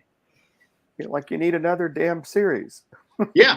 Well, it's just like we get all the feedback from y'all in the chat, and you're like, have y'all thought about doing a Teddy Roosevelt lead into this? And DA's like, huh. Goes to the idea box. Yeah. I mean, y'all are integral in making these series a success. And Josh Dalton was a huge part in helping bring Wild Hunt to life. Yeah. And he still helps me pull research. What about little old me? The general himself. Her general. We love you, General. That's for sure. Although I'm going to have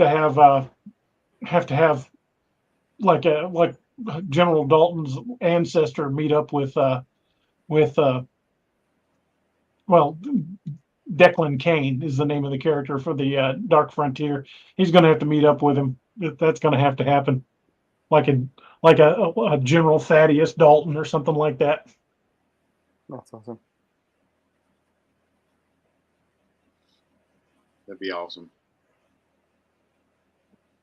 All right, folks. I know kind of a lengthy Ozarks howdy, but tonight was just kind of a poignant show for me. Hitting 4,000 is just such an amazing feeling, and it wouldn't be possible without the help of everybody that's been behind the scenes and on the camera on the show. It's helped pull research for the books and research for show topics. And for those of you who spend your evenings with us, it wouldn't have been possible without all of you guys. And I can't wait to see how far this takes us. And again, if we hit 5,000 while it's still cold, Steve gets to shoot a video of me jumping into a cold lake. And we're gonna get tattoos. Motivation. Yeah, Bobby and Doc are getting tattoos. Yep. So again, thank you guys so much. We will see you guys on Wednesday night when we will have special guest MK Davis in the house. We're going to be talking about the Honey Island swamp monster and probably at some point talking about the Patterson-Gimlin footage, because I think MK is probably the leading expert on the Patterson-Gimlin footage. Dude really knows his stuff. Dr. 45-120 Sharp, Roth Sciences from 1 to 4,000. From 1 to 4,000. Congrats. Thank you so much. Tomb, thank you, brother. The mods do an amazing job. I want to thank the mods for everything they do. This wouldn't run nearly as smooth as it does without the mods. They keep all the clickbait posts out of the chat. They help keep things civil. Because once in a while we would have somebody that would come in and start something, but they tend to put that down pretty fast. And that's what they do. And I love the mods. Thank you guys so much. Keep Miss Lene in your prayers. Keep William Nighthawk in your prayers. He's still having some pretty serious health issues. Also, Pat Kennedy, who's in and out of the chat. Keep her in mind. Thursday, I've got the next round of shots. Send us some positive vibes my direction. I'd appreciate it. And just be good to each other. Remember, we're a family. And I appreciate each and every one of you guys and taking the time to spend with us. And it's just a blessing to be part of this. So from one hillbilly in rural Missouri, thank you guys very much. And we will see you guys on Wednesday night. Good night and God bless. Good night, everyone. Thank you for joining us. Catch us again Wednesdays and Saturdays on DAX Machina. A special thanks to all our channel members and Patreon supporters. Please make sure to like, share, and subscribe.